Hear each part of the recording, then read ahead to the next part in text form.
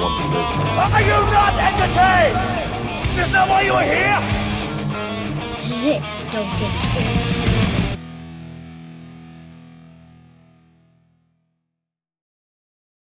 Hey there guys, welcome back to a brand new Flick Pick live show. It's Friday night and the feeling's right, so let's talk about some movies. This is it. Don't get scared now. How are you guys doing? Thank you so much for joining me on this glorious Friday night. I hope you had nothing better to do than look at my stupid face for the next couple of hours, where we talk about movies and a whole bunch of other random topics along the way. But the first main topic I want to talk about today is the brand new A24 film, The Smashing Machine, starring Rock, or I'm going to call him Rock Dwayne Johnson, or Dwayne The Rock Johnson, however you want to say it. I have a lot to say about this movie. This is one of my more anticipated movies of the year. And then after we talk about that, we're then going to talk about a couple new Blu-rays that were sent my way. We'll talk about both of these movies, and then we'll dive into your questions. So if you guys have any topics, questions, suggestions, whatever you want to say, submit those right now, and we will jump into those in just a few minutes. And yes, I am wearing my Happy Gilmore hockey jersey that was sent to me by Temu. I really like it. And the older I get, the more I like loose-fitting clothing. And also, on a quick side note, I know this is maybe too much information, but hey, I have to share this with you. I don't want to hold anything back. There's no filter here, okay? Just truth and honesty. This is a safe place. We're all sitting around in a circle, and we can share our innermost, deepest, darkest thoughts. I know some of you are sick in the head, but that's okay. I'll always love you. I'll never cast you out. Will I punish you? Maybe. We'll get there. But anyway, this is a cool jersey. I quite enjoy it. And remember, it's all in the hips. Oh, what's that? Your fingers hurt? Well, now your back's going to hurt because you just pulled landscaping duty. All right. We got some members in here. We got Tyler. Don't get scared now. We got Skylar Wheelock. How's it going? Tonight's the night. We got Murph. What do you think of The Rock coming off gear? He looks like Al Roker now. We'll get there. We'll get there. I think he looks healthy, and a dude at his age, that ticker, your heart, it can only take so much. And after years and years, it starts to go out. And I think that was a wise choice by him. And plus, what else does he have to prove with being in roles and showing his physicality and muscularity? He's done everything there is to do with muscles in action movies. And I think now slimming down a little bit, I think that actually opens up more doors and more opportunities, and I'm sort of looking forward to seeing The Rock potentially act in more movies. And yeah, I said act, not just flex his biceps and play The Rock, because I felt like he was actually acting in The Smashing Machine. We got Tyler here again, Bad Boys 2. I wish I would have watched that in theaters. I remember watching Bad Boys 2 in theaters. That was a 2 hour and 47-minute abomination of Michael Bay just splooging all over the screen. And don't get me wrong, sometimes I like that Michael Bay splooge. I love those explosions all over. Take it or leave it, however you want.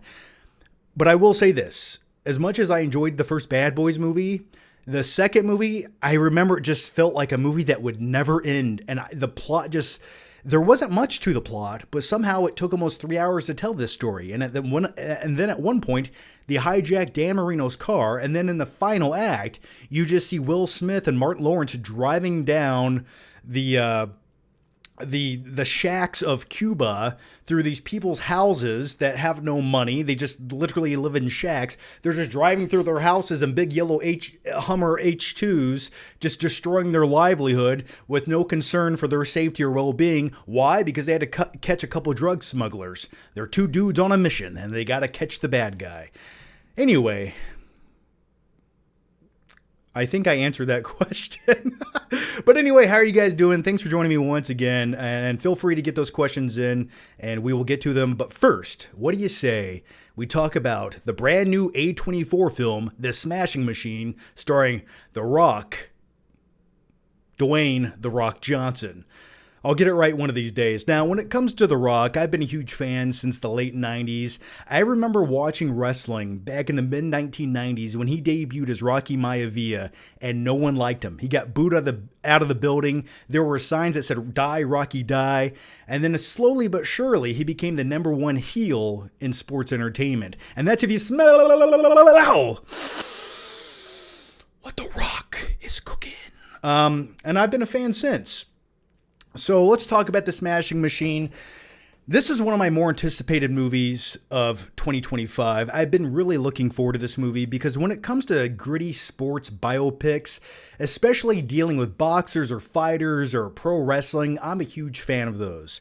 And over the years, we've had some really good ones and we've had some mediocre ones. And I feel like this falls in the echelon of above average. And I really enjoyed the things that this movie does well, but there are some nitpicks and some criticism I have with the film to where I feel like it should have compelled it, or it should have propelled itself a little bit beyond where it does to be a bit more memorable. And rather than be this iconic sports biopic movie that I feel like it was right on the cusp of being, it sort of falters. But the things that it does well, I think it does very well, and it might just squeak into my top 10 of the year. So anyway, this is directed by Benny Safdie, who's directed other movies like Uncut Gems and Good Time, which I enjoy both of those movies. And both of those movies sort of have this anxiety-inducing undertone to them. You always have this uneasy feeling that anything can happen, and everyone in those movies just slowly dwindles into madness. And it feels like situations get so much worse before they get better, and if they get better at all. So this movie does have some elements of that. It definitely has that grittiness that Benny Safdie's brought to some of his other previous movies. And it's about Mark Kerr, who is a real-life MMA fighter back in the 1990s. He was a very good amateur wrestler. Then he went into MMA. He went into Pride. Then he went into UFC. And this is in the barbaric Stone Age days of UFC. This is back when there were less rules, less regulation. You could just bare fist punch someone in the mouth, knee them in the face, kick them in the teeth. It felt like real life Street Fighter. And they used to market UFC as like the most bloody, gory thing you'll see on TV. And that's why it almost got banned in the mid 1990s. And I remember coming across it thinking, whoa, this is like, they're really doing this. This is real. And I remember watching it with my friend who was a little bit weird and schizophrenic, and his parents were maybe slightly abusive, and that's why he was so prone to violence, but really nice guy nevertheless. And I remember going to his house. We had a sleepover back in like 1997, 1998. And I remember they rented one of the UFC pay-per-views together, and they were eating KFC fried chicken. Does that matter to the story? I don't know. That's up to you. But it was delicious, greasy nevertheless. And I remember just seeing these dudes punch each other in the mouth, and blood was pouring out. And I was a huge fan of Mortal Kombat and Street Fighter, but I was blown away by the first time I saw UFC before it became what it is today.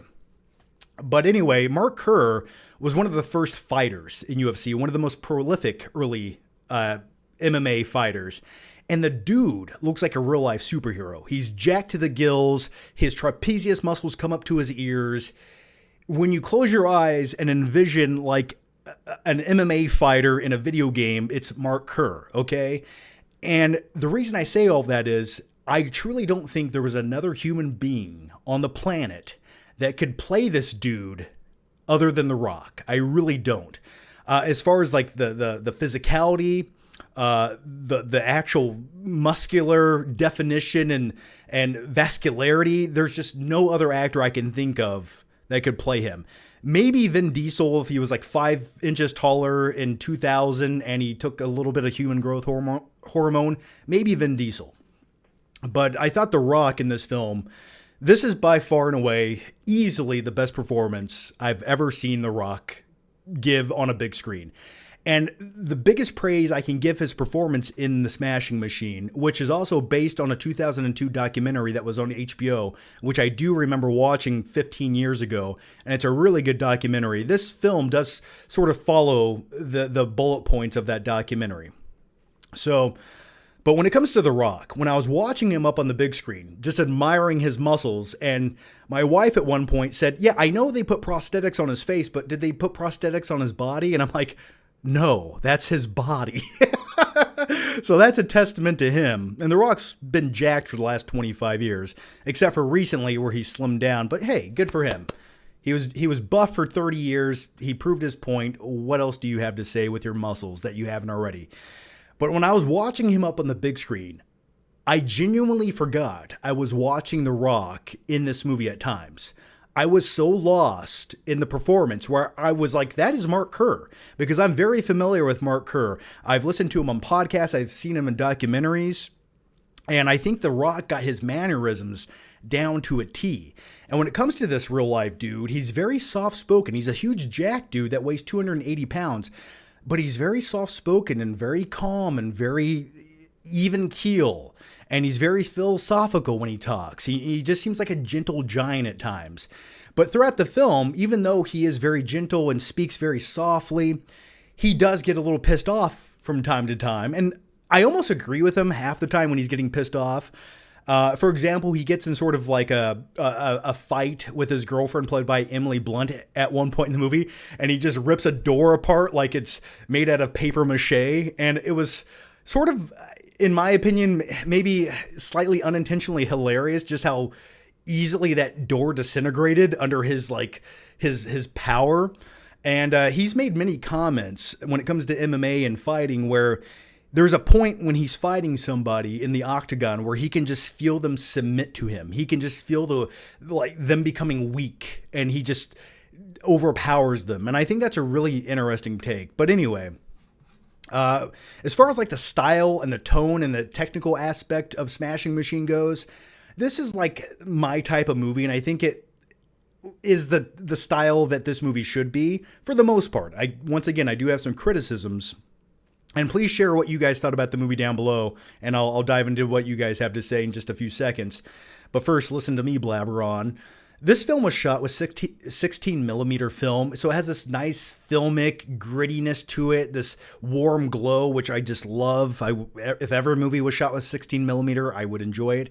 But the coolest thing is, in the opening of the movie, where they almost shot for shot recreate this fight from the late 1990s, they shoot it in a way that it looks like VHS tape, and I thought that was kind of cool. The other thing that I thought was interesting when it comes to that was, for that sequence in the opening of the movie, they actually used the real audio from the actual fight. So you hear the announcer, Bruce Buffer, announcing it, and it's the actual audio from when they actually had the fight in the late 90s. Coming to the ring, weighing at 287 pounds, the Smashing Machine. You know, that's my shitty Bruce Buffer impression. Ladies and gentlemen, boys and girls, I'll shut up now and go to the next topic. But anyway, I thought that was really cool. But when it comes to The Rock in this movie, Benny Safdie asked The Rock to gain like 40 more pounds for this role. Now, how did he do that? I'll leave that up to your imagination. But nevertheless, he looked the part. And if for anything else, I think that's almost more authentic, because the real life Mark Kerr also used substances to gain muscle mass. But he did have a lot of protein shakes. He used a banana and a half and 3 scoops of protein. I watched him make his protein shake in the movie. But, you know, from that aspect of the movie, I've always liked movies where dudes are working out to gain muscle, because I went through a decade phase of my life where I did the same thing. And it sort of is just relatable and interesting to me to watch. I just think it's sort of fun. I don't know. But anyway, when it comes to those prosthetics that he's wearing, I listened to an interview by Benny Safdie where he said, yeah, we could have thrown more prosthetics on The Rock to make him look even more like Mark Kerr. But he's like, I wanted a nice halfway point where you could still see The Rock and he could express his emotions but still look like Mark Kerr. And the only thing they really do is they sort of make his nose a little bit bigger. They kind of make his brow a little more pronounced, and they give him some hair, you know, and some contacts. But man, he looks spot on to Mark Kerr. I mean, as close as you could possibly get in resemblance. So I thought that was awesome. And there's even one point in the movie where he actually shaves his head. And it was only at that point where I kind of felt like I was looking at The Rock. Also, I will say this about the prosthetics in the movie. Since this is a fighting movie, there are moments and sequences where they do add more prosthetics to add to the swelling of his face, or his nose, or his eyes being puffy or black from getting his ass kicked. And I liked that, because like those prosthetics, there's so many different prosthetics they had to add to show that he was swollen after a fight, and then slowly that goes away. And I think that's a really a testament to like the practical prosthetics they use in those movies. So I thought that was amazing. As far as the other character, the other main character in the movie goes, played by Emily Blunt, I thought she was top notch. This is like one of my more enjoyable performances from Emily Blunt in a while, and I've always been a fan. But she plays Mark Kerr's sort of manic, self-absorbed, a little bit toxic girlfriend throughout the movie. And she looked phenomenal. Don't get me wrong. You know, there's something about that late 90s style that she was wearing that I've just always been drawn to since watching movies at a young, tender age. And you're probably thinking, John, where are you going with this? Well, just hang on. Her character sort of reminded me of the character that Sharon Stone plays in the movie Casino, where she plays like that manic girlfriend who just makes every situation worse. Whenever you try to apply logic to the argument, she just goes more manic and crazy and schizophrenic. And she's completely toxic to Mark Kerr. At times, he's like, hey, because keep in mind, Mark Kerr does have a substance abuse issue, and that's one of the main plots in the movie. And he's at one point trying to recover from this. And she's not really doing much to help, you could say. And he's just like, hey, you're being kind of selfish, you know. I need you to respect my boundaries. I'm gonna call Steve, my sponsor. He's like, you go call fucking Steve, and just screaming in the other room. And there's almost a certain level of like comedy to it, just to a slight degree, because she'll like storm out of the room and come back 5 seconds later and break something, and it's oddly enough sort of relatable in some ways. But anyway, I enjoyed her performance quite a bit in the movie.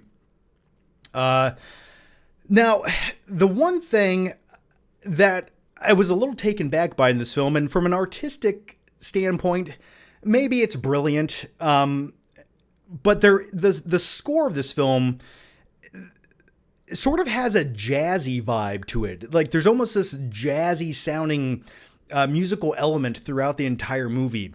And when it comes to like an MMA fighting movie, you think it would be a little more bombastic and epic, and, you know, you'd get something like you hear in the movie Warrior, or you'd have more of like a rock metal score to it, you know. And I liked that they sort of had the jazz music, because tonally it's so polar opposite from what you'd expect. And part of me was like, well, maybe Mark Kerr is so level-headed and so neutral as a dude that they're playing this sort of like weird musical choice to sort of just like neutralize the situation, where you think it's like intense and chaotic and like violent, but they're playing like this kind of relaxing jazz music in the background. And I was thinking, well, maybe that's just like a symbolism thing that relates to his like mentality when he goes into a fight. And I try to research this, but I didn't see that anywhere. So I don't know if I think at times it works, but at other times I think the score would have been much more visceral and just put me on the edge of my seat more if it had more of like a bombastic intensity to it. And I did I heard some interviews from the director, Benny Safdie, and he said the way that he wanted to film this was sort of like the POV of the audience. He didn't want to get too close to the fights, and he wanted to showcase it from like the audience's point of view. And while I appreciate that, and I think there's definitely room in this movie to show the fights visually that way from like a third-person perspective, when you're watching it from 20 feet away, it almost removes some of the intensity.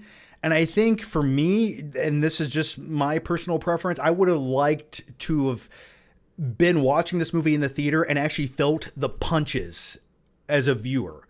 And I think taking us into the ring and putting us a little closer, and when Mark Kerr is getting kneed in the face illegally, I think that just would have added a little something to it, just personally. And I think that would have been my preference from like a filmmaking standpoint. But as far as like the arc of the character, I liked that he's a dude who just cannot conceptualize losing a fight. At one point in an interview, they're like, what are you going to do if you lose? And he's like, he just couldn't even comprehend it. And I almost envy that. I think that's like, if you want to be a champion or an athlete, that's almost like you have to have that mentality. And in the film, he slowly sort of has an arc where he overcomes that. And the other thing I liked about his character was, and I could almost relate to it, so that's why I liked it so much, when he's at home and he's not fighting, it's almost like he doesn't know what to do with himself. He almost has like an OCD type characteristic to him. Like at one point, he goes outside and gets into an argument with Emily Blunt's character about a cactus. He's like, no, you didn't prune the cactus like I asked. He's like, if you don't cut off the bottom, the top, the bottom will soak up all the water and it depletes the top of the cactus. It's very important. And then he literally takes a knife and starts pruning the cactus, and then he goes over and he starts cleaning the pool out. So don't get me wrong, there's been some days where I go outside and I spend 3 hours in my yard just like trimming weeds, and I'm like, I don't know if that's right. Then I go back with my weed whacker, make sure it's just right, So I could almost respect that to a certain point. But overall, man, I thought the movie was really good with the emotional moments, the actual following the story of Mark Kerr and some of the things surrounding his character. But it just feels like the movie's sort of stuck in neutral. Like there's moments where I think the movie could have went above and beyond to like put you in the action to make you feel something and become super visceral. And it's just like, it sort of like pulls a punch a little bit. And you're kind of waiting for the movie the entire time just get going, give me those goosebumps, make me feel something. And it just kind of like, it never quite gets there. I mean, there's moments it does, but all of the scenes outside of the ring I thought were good. I think the in-ring MMA fighting action could have been a bit more intense, and I don't think it did justice for actually the violence and the brutality that does happen in the ring. So that's my takeaway from that. But I will say, this is the type of genre movie that reminds me of other movies like The Wrestler starring Mickey Rourke that came out in 2008, directed by Darren Aronofsky. I love that movie. It's gritty. It's very compelling. It's about a pro wrestler who is past his prime and still trying to stay in the spotlight. And he does have substance abuse issues. And at one point, his heart does explode. And this is what he loves to do no matter what. And I was hoping that this movie would be a little bit more reminiscent to The Wrestler. I think that's a phenomenal movie. And this one, it almost gets there, but not quite. Also, I was sort of hoping it would be like the UFC movie Warrior that we got 10, 11 years ago with Nick Nolte and Tom Hardy. And with all that said, may I do my Nick Nolte impression from the movie Warrior? I have to take this opportunity every time I get it. Here it goes. It's a real nice thing what you did for that boy in that tank, Tommy. That's my Nick Nolte impression. Now here's my Tom Hardy impression from the movie. And scene. Nah. You weren't there. You weren't there when my mother was on her hands and knees in the house with that heat puking up blood. Nah. You were out somewhere getting drunk. So why don't you take your war stories down to the VFW? Because maybe they'll give a damn. Okay, those are my impressions. Sorry for that. But anyway, overall, I think The Smashing Machine is a movie worth watching if you like sports biopics and you like MMA or you're a fan of Mark Kerr. I think they get the story right. I just think the overall vibe and tone of the movie, it's almost right where it should be, but it's not quite as great as I wanted it to be. As far as rewatchability goes, maybe a couple years down the road, I could watch this movie, but nevertheless, I did respect like the performance of The Rock in this movie. By far and away, the best performance he has ever given, and definitely a role literally made for The Rock. And I hope that he does more character roles like this. The Rock can act if you give him the right character, and you can tell he was into this because this movie was actually The Rock's idea. He brought this to Benny Safdie, and that's why they made the movie. So I'd give The Smashing Machine a solid B. I'll insert the graphic right there at some point. But anyway, those are my thoughts on The Smashing Machine. Leave your thoughts, your opinions down below. Let me know what you thought of the movie if you've seen it, and if not, well, what is your favorite fighting movie of all time? I would say outside of this, I enjoyed The Wrestler. I enjoy movies like Rocky. I might even have a guilty pleasure love for Rocky IV. And I liked Warrior quite a bit. So that's my take on it. Let me know what you guys thought. And I'll dive into your questions right here. Okay, here we go. You know the movie is going to be very interesting if the main marketing of the movie is, can you believe this is The Rock? Yeah, fair enough. Quinn Udi says, not a movie worth having thousands for, waste of a perfectly good thoughts. The thing about the movie was it did have a $50 million budget. And I think most of that probably went to The Rock. And I feel like this movie might not be that successful at the box office. But the box office is bad when The Rock actually has to start acting, okay? You just can't make Fast and Furious movies. And by the way, on another quick side note, this is the... we haven't seen Emily Blunt and The Rock in a on-screen performance together since Jungle Cruise, which was a box office flop as well. All right. Anybody else watching Ed Gein on Netflix? Man, hey, I'm waiting to watch it. That's what I'm going to do immediately following this live stream. So I'm waiting on, I'm savoring the flavor. And by flavor, I mean lampshades made out of nipples. Gorilla Beach says, the driver that needed to be mentioned again. I don't get it. Automotive Idiot says it's 8 p.m., middle of the night. All right. Was just watching Real Review's interview with Stuckman. That's cool. How'd that go? Just saw The Smashing Machine a couple hours ago. It was a solid 7.5 out of 10. I found it very relaxing watch with the R and synthetic music and all. Love the early 2000s aesthetic and the costume design. Yeah, it definitely looks straight out of 2000s. And that's another thing I would like to mention about The Smashing Machine was this movie does take place late 90s, early 2000s, and just the stylistic choices were very spot on. Like at one point, The Rock is wearing this bright yellow Nautica shirt, and I swear I remember seeing people wear that same shirt in like 2001. Just little stylistic tones like that, I appreciated. And it took me back in time. I'm like, that was almost 25 years ago. And then I felt immediately really old. Will The Rock do more drama movies? I hope. I hope he does more drama movies rather than generic action movies that come straight to Netflix that cost $250 million and people sort of watch in the background as they're scrolling on their phone watching TikTok videos, and no one ever talks about those movies again nor references them, and there's nothing to be said about those movies. But for some odd reason, Netflix keeps making those movies, maybe for tax write-off purposes, but then again, if you're going to spend $250 million on a movie, why don't you just make a good movie? Call me crazy. And you can even put The Rock in it if you want. You could have made like 5 Smashing Machine movies for the price that you spent on Red Notice. Or the... what was that shitty Christmas movie that he was in a couple years ago? Oh, God, I forgot what it was called. All right. Does it have some depth and tone to its life? It does have depth and tone, in my opinion. It's a good character piece, if anything else. Yeah, I love a good biopic. I liked Skyscraper, #guilty pleasure. Skyscraper, to me, I watched it once and I was not a fan of it.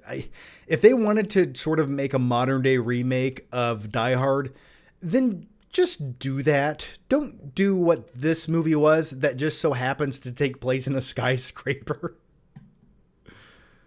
Yeah, Red One. Red Notice, Red One. Okay.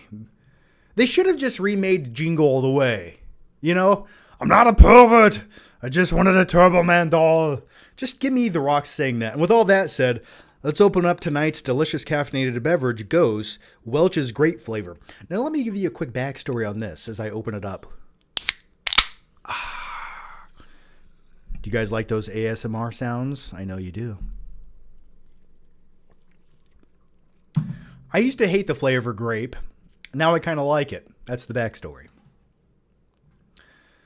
Okay, let's dive into your questions here. And if you guys have questions, topics, please get them in. And I will be answering as many questions in the normal chat as I can. So if you guys have something to say, comment down below.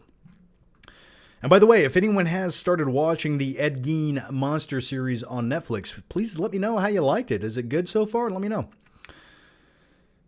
Okay, here we go. Let's dive into it. The first one comes from Mika Claiborne. How's it going, Mika? And thank you for the glorious question. And every super chat over $10, you guys know you get a magical party popper right to the face. 3, 2, 1. Oh, yeah. Oh, love the smell of a cheap Chinese party popper at 9:31 at night. All right. Let's answer this question here. Just did a Batman Returns rewatch and couldn't stop laughing at Chip, Max Shrek's son, doing a hilarious Walken impression. Dad, goal, save yourself. Dad, goal. That scene has stuck with me since I remember watching it in theaters back in 1992. Let's continue. Anyway, I also had forgotten how incredibly horny the dialogue in that movie is. Teacher, my French flipper trick.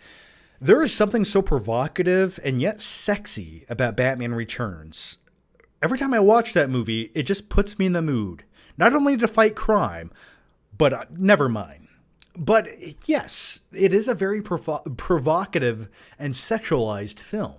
I mean, one look at Selena Kyle, Catwoman, in that film will tell you everything you need to know. And I think we should all look at Catwoman from Batman Returns just for one moment. Just for one glorious, magical moment. Here we go. I mean, what's not to love about this, you know? Looks a little beat up there, but nothing wrong with that.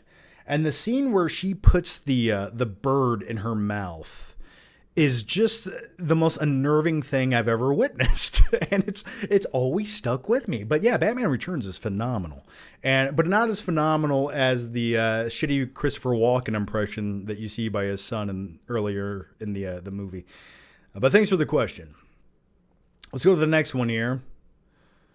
And the next one comes from Cool Keyboard Commando, who says, "Hey John, think the upcoming project for the rated R TMNT Ronin movie is a good idea? Also, WrestleMania at Saudi Arabia in 2027, I say, is not a good thing." Yeah, so I don't know a ton about the upcoming rated R TMNT movie. I've heard of this. I don't know the details of it. There is not yet a released R-rated TMNT movie. However, Paramount is developing a live-action R-rated movie adaptation of Teenage Mutant Ninja Turtles: The Last Ronin, based on the popular graphic novel series. The dark and gritty adaptation, being written by Tyler Burton Smith. He worked on the Child's Play remake from 2019. That gives me absolutely no hope. Anyway, yeah, I will take a rated R TMNT movie any day of the week. That is what the comic books originally were sort of like. They were bloody and gruesome, and the closest thing we ever got to that was the 1990 Teenage Mutant Ninja Turtles, which still stands the test of time for practical effects. And keep in mind, this is a movie made for children, but it's dark and gritty, and you got Sam Rockwell trying to give you cigarettes. You want menthol? Cool. You know, I love it, man. And then you have the hideout where all the Foot Clan hang out. It's like, I want to run away from home and go skateboarding and play arcade video game machines. Absolutely. Still holds up. I showed my wife the movie a couple weeks ago. She didn't love it as much as I do. And the TMNT is just one of those things I think you either have to be like, you have to grow up with it. And the Ninja Turtles have to be part of your childhood, or else you just don't get it. All right. But yeah, it sounds cool. I hope the movie comes out sooner than later. And as far as WrestleMania being in Saudi Arabia in 2027, keep in mind, Saudi Arabia paid WWE like $350 million for Royal Rumble and WrestleMania. So you have to understand the profitability of why they're going there. At some point, they're supposed to have a WrestleMania and a SummerSlam here in Indianapolis at some point in like the next 7 years. So I'm hoping that happens sooner than later as well. But yeah, the shows over there are just never as good. They feel sort of like bought and paid for, but nevertheless, I'll watch it. Elliot Cecil says, "Hey, Johnny, day one asking for the hog reveal. Also, are you going to cover yourself up in peanut butter?" Asking for the hog reveal? Which hog would you like to see, sir?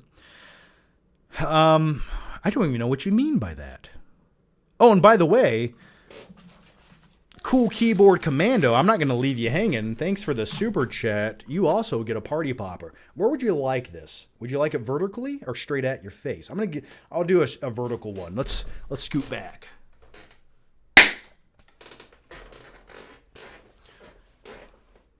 There we go. Thank you for the question. Let's go to the next one here. Elliot Cecil says, he mentioned the hog. I don't know what that means. Also, are you going to cover yourself in peanut? Well, I do cover myself in peanut butter, only down below before I start every live show, because by the end of the live show, it gets all gooey and delicious, and it just tastes better on a peanut butter and jelly sandwich with goldfish crackers on the side. And you're probably asking yourself how much of that is true, and I will say 90% of it. Except for the part where I rub peanut butter on my genitals. And by the way, speaking of rubbing peanut butter on your genitals, I do want to talk briefly about Halloween 2018. You know what I'm talking about, where the dad says, "I'll rub peanut butter on my penis." Ha ha. That line alone makes me not want to watch the movie. Am I the only one? Let me know down below. My wife and I were talking about horror movies to watch this October, and I was like, I kind of want to watch, I have to watch the original Halloween movie, you have to watch Hocus Pocus, but I was like, maybe I'll watch some of the other Halloween movies I haven't watched in a while, and I'll probably watch Halloween 2. I think that's a quintessential sequel in the horror genre. But then I was like, should I watch the remake of 2018 Halloween? And I remembered that line, and I was like, you know what? I don't want to watch it. That makes me not want to watch it.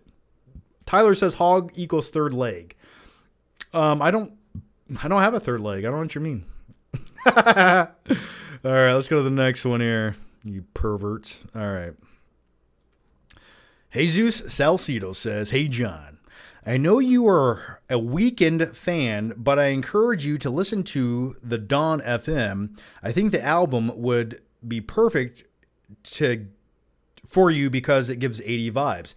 I have listened to that, I believe. I think you or someone else mentioned that before on the live stream. I have listened to it. I remember going back and listening to it. Anything that has like a synth or a synth 80s vibe, I will definitely give it a listen. Blu-ray Addict says, "It's a bad line, but it doesn't ruin the movie." Yeah, I guess that's fair, but for me, it's just like, when you put that dumb of shit in your movie, it's just like, I can't it's just, what other dumb decisions are you gonna make? You know what I mean? And then he fights firefighters in the second movie, and then gets beat up by suburban housewives in the third movie, and you got Corey Cunningham, and it's just, ugh. It's just like a new trilogy that goes nowhere.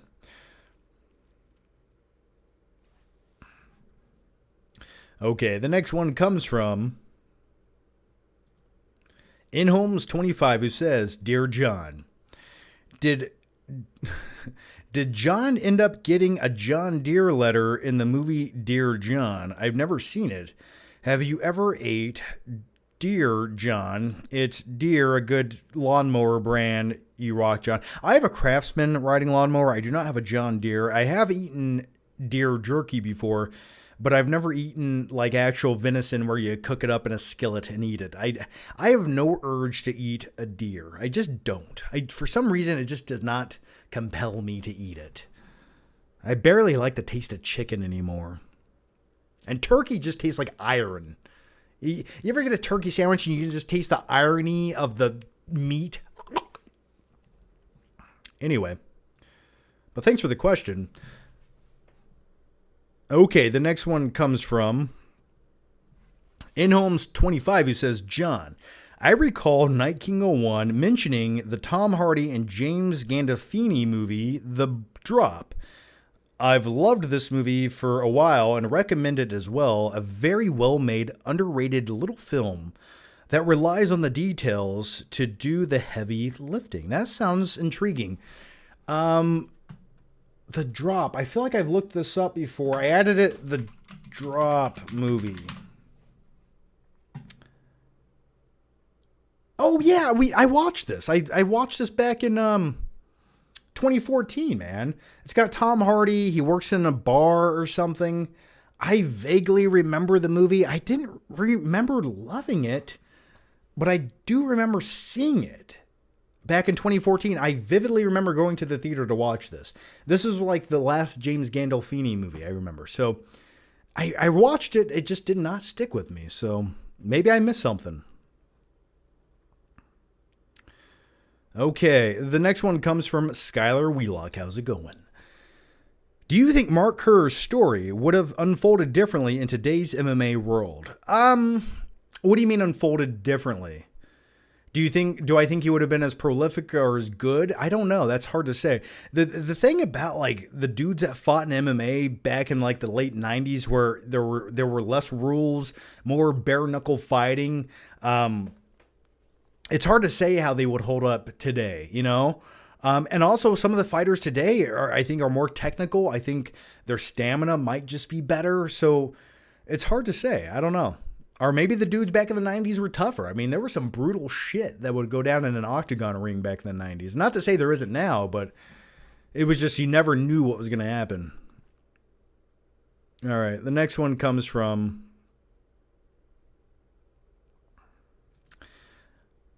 Gorilla Beach, who says, "Hey John, watched Highlander earlier.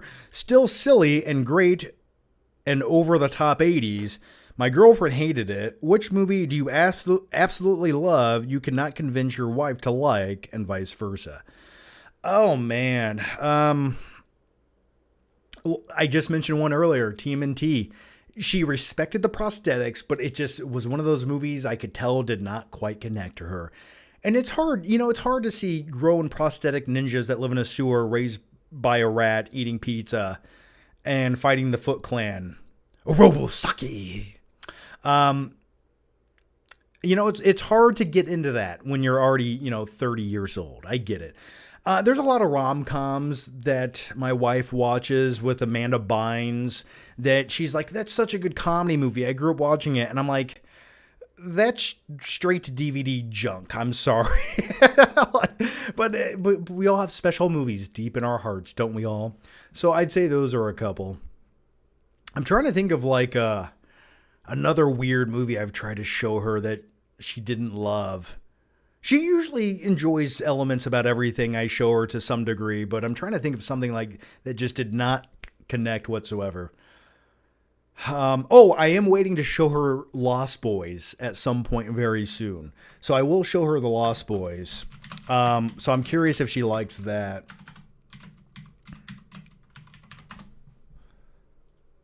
She better.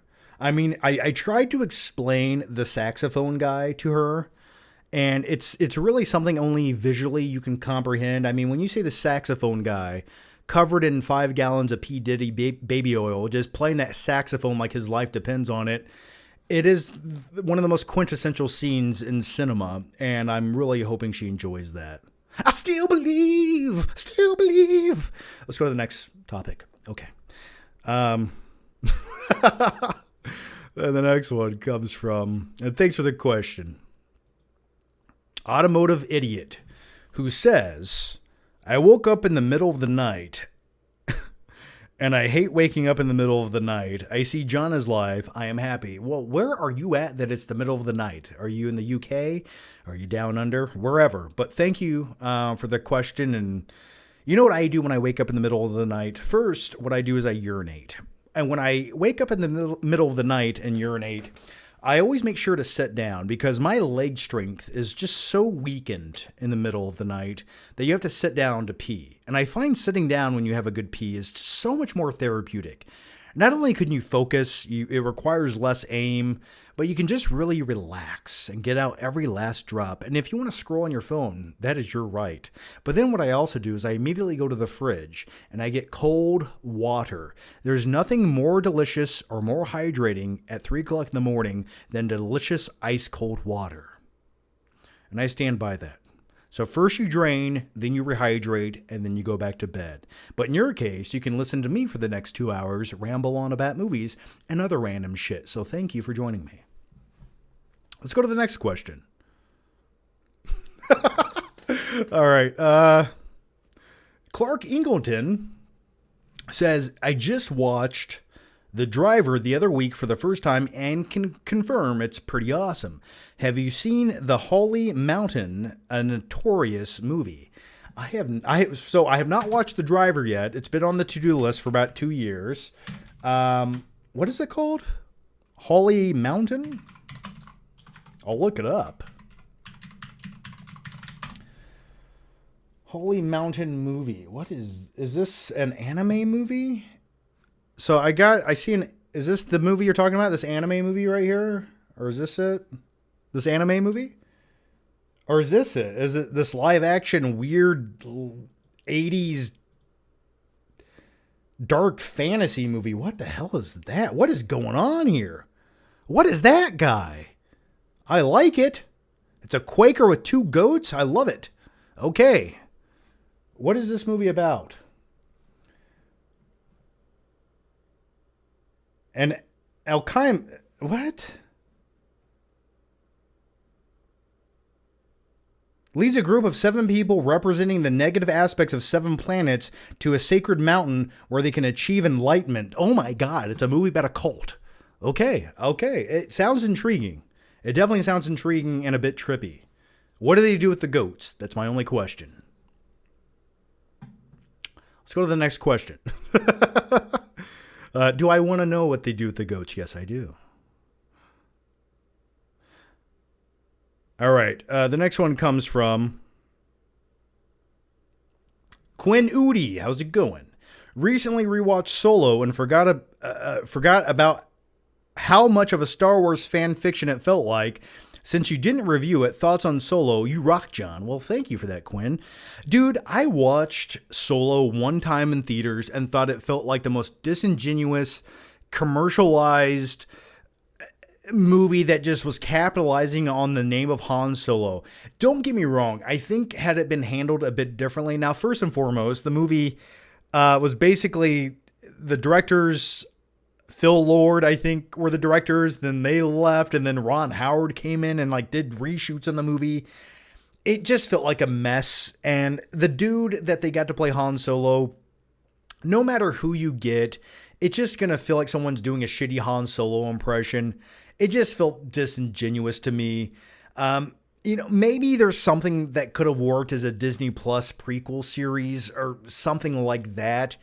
But I just didn't like the way the movie looked or the tone of the movie. And I don't remember that much about it. It just felt very forced to me. And speaking of forced Star Wars properties, a week or so ago, I was going to talk about this, but it felt like the time passed until now. I think I want to talk about the Mandalorian and Grogu movie.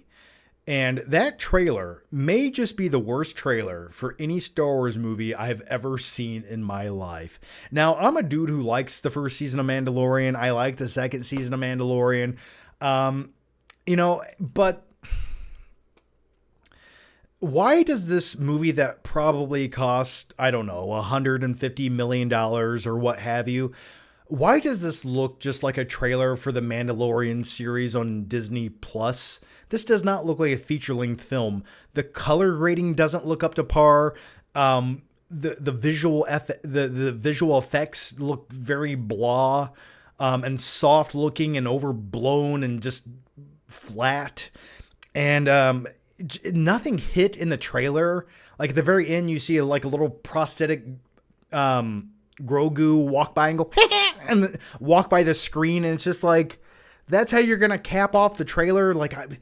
I'm not excited by this. It feels like I'm seeing nothing new. So why would I leave my house to put pants on to go watch this? If this is the shit you're going to give me, just crap it on Disney Plus. I'll watch it there. Did you guys like that trailer for Mandalorian and Grogu? Let me know down below. I just did not. I'm just hoping that they don't make Star Wars movies like this. Just please don't do this. This is unnecessary.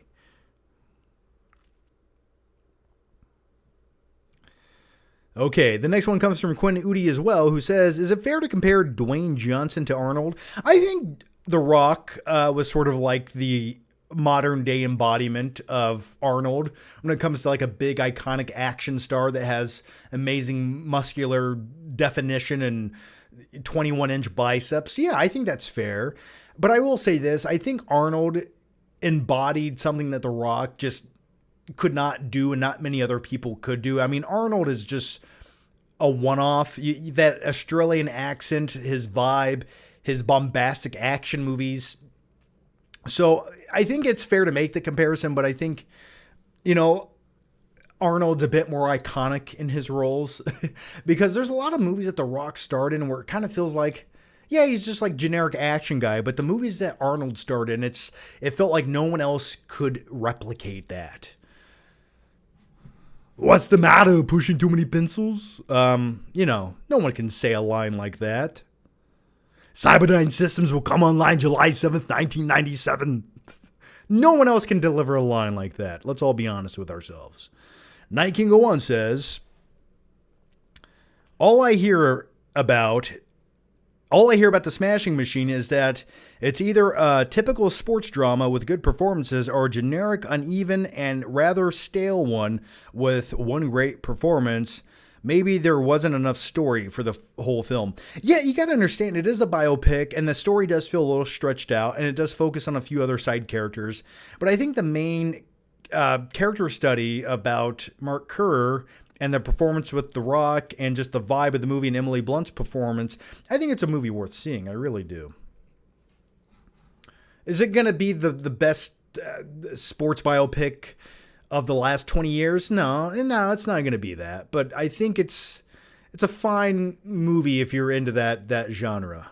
And if you like A24 films, I think it's going to be right up your alley. Arnold had authenticity. Yeah, I agree. He is this generation's Arnold. I don't disagree with that. But my preference is always going to be Arnold. Arnold was in a lot of great movies, though. The Rock just says yes if it pays good. Yeah, and that's my point as well. Arnold was in iconic movie after iconic movie. When you line up the iconic movies that Arnold's been in and The Rock's been in, it's just like Arnold, I think, takes the cake by far. I mean, I would compare pretty much any movie The Rock's ever been in to just Predator. I mean, The Predator or Predator.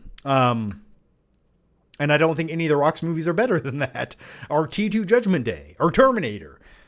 Nope. And nope. I'd even say Jingle All the Way. All right. Let's go to the next one here. And the next one comes from Jay Flicks, who says, are you going to see The Roof Man with Channing Tatum? I am mildly interested in it. I like crime movies that have a little comedy undertone to them, and I know it's based on like a true story. So I'm going to check it out. Now, I've heard rumors and rumblings on the streets, and by streets I mean Reddit forums, that the next mystery movie at Regal, I think it's this upcoming Monday, will be Roof Man. I could be wrong. That is a theory, but I do want to check it out. Skylar Wheelock says, give me a horror or thriller movie you recommend, ideally something you assume I haven't seen. Skylar, that's a tough question, man. A thriller movie that you haven't seen? Oh, man. I mean, all the new ones. I'm trying to think of something that goes back in time here. I'm trying to think of something I don't typically mention. Yeah, I can't. I have nothing. I'm trying to think of like some great horror thrillers. I feel like you probably have seen everything I'm going to tell you, man. That's just the truth. At least everything that's newer, I'm sure you've seen. I'm sure you've seen Weapons. I'm sure you've seen Texas Chainsaw Massacre, the 2003 remake. I'm sure you've seen Silence of the Lambs. It's hard. I'm trying to find one that no one talks about. Red Dragon, if you want to keep going down the Silence of the Lambs route, if you've never seen that. Let's see.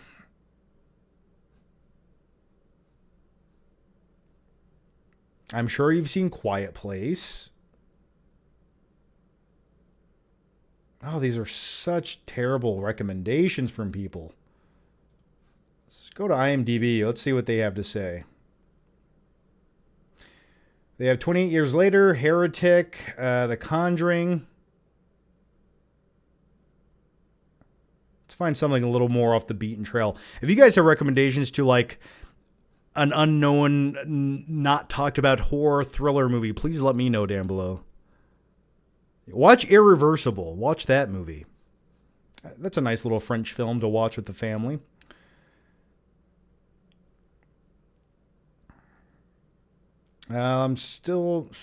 Split, I'm sure you've seen. The Menu, I quite enjoy.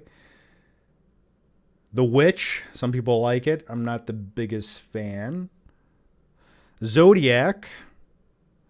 Skylar Wheelock says, I've never watched Red Dragon. We'll give Red Dragon a watch. Do you see? Do you see? He's transforming. Do you see? Yeah, if you like Silence of the Lambs, I think you'll enjoy Red Dragon. Now, keep in mind, Red Dragon is directed by Brett Ratner, who has directed some very generic, terrible studio movies, including X-Men 3. But Red Dragon is probably his best movie, and you get great performances by Edward Norton. You get great performances by Anthony Hopkins in the movie, playing Hannibal Lecter, and I quite enjoy it. I think it's like, it puts you on the edge of your seat. I like the mystery of the movie. You got Philip Seymour Hoffman in it. Open your eyes! No! I think it's great. Let me see it or I'll cut it off. It's a good movie. House of Wax, The Undead, Deathstream, Jeepers Creepers, Hush, Siberian Film is a fun thriller. Ginger Snaps, there you go. So yeah, there's a couple, man. The next one comes from Skylar Wheelock once again, who says, Bryan Cranston is in final talks to play the villain in Dexter Resurrection Season 2. Does that finally get your nips hard to watch Dexter? Kind of, sort of. Here's the thing about Dexter. Listen, hear me out just for 1 second. I love sociopaths. I love serial killers. But when you drag it out episodically, like they do in Dexter, with that tone where there's like 47 serial killers that just happen to live in the same city, and Dexter's the good guy serial killer, it just gets a little repetitive to me. And it just doesn't give me exactly what I want. It just gets a bit repetitive over and over. And maybe that's an unpopular opinion, and I'm sure it is because people love it. But I've watched many of the episodes, and I'm like, this is okay, but it's not quite what I want. Okay, let's go to the next one here. And the next one, I think Bryan Cranston, though, being in it is sort of interesting. Maybe I'd give it a watch if that's the case. Night King 01 says, are you planning on watching the Smashing Machine documentary? I have seen it years and years ago. I didn't even know John Hyams directed it. Yes, Peter Hyams' son, who directed Universal Soldier, Day of Reckoning. I hear it's a great doc. I did watch it years ago, and from everything I remember about it, I will say that the movie is pretty faithful. And the interesting thing about that documentary, The Smashing Machine, was Mark Kerr actually did have final say if they released that or not. And he watched it for the first time, and he just went quiet, and he left after watching it from the screening of it. And he actually didn't know if he was going to say yeah if he wanted to release it, but he was like, you know what, I think this will help somebody, so I'm going to release this or give them the go-ahead. I thought that was really cool. So yeah, it's a good doc from everything I remember. Maybe I should go back and revisit it. The next one comes from Trevor Wynn, who says, hey, John, which do you prefer, No Country for Old Men or There Will Be Blood? Javier Bardem and Daniel Day-Lewis are amazing in both. Yeah, that's a great, if you had like a movie versus movie battle, that would be a great, great debate. Let's bring back movie fights, okay? Because I like confrontation. I think it's fun to debate about movies. But anyway, both are phenomenal. I would probably say, generally speaking, No Country for Old Men might have more rewatchability and it just feels easier to get through the movie because you have more performances. And Javier Bardem is like a sociopathic hitman for the cartel is top notch. Do you own the gas station? Oh, so you inherited it. Things like that. Josh Brolin's great in the movie. It's the perfect cat and mouse film. It really is. I love it. And then you have There Will Be Blood, probably my favorite Daniel Day-Lewis movie. Let me hear you say it, Eli. Let me hear you say it. Say it. Say I'm a false prophet. Let me hear you. Both are great, man. They're both like visceral stories. But I'm going to go with No Country for Old Men. I think I've rewatched it probably more.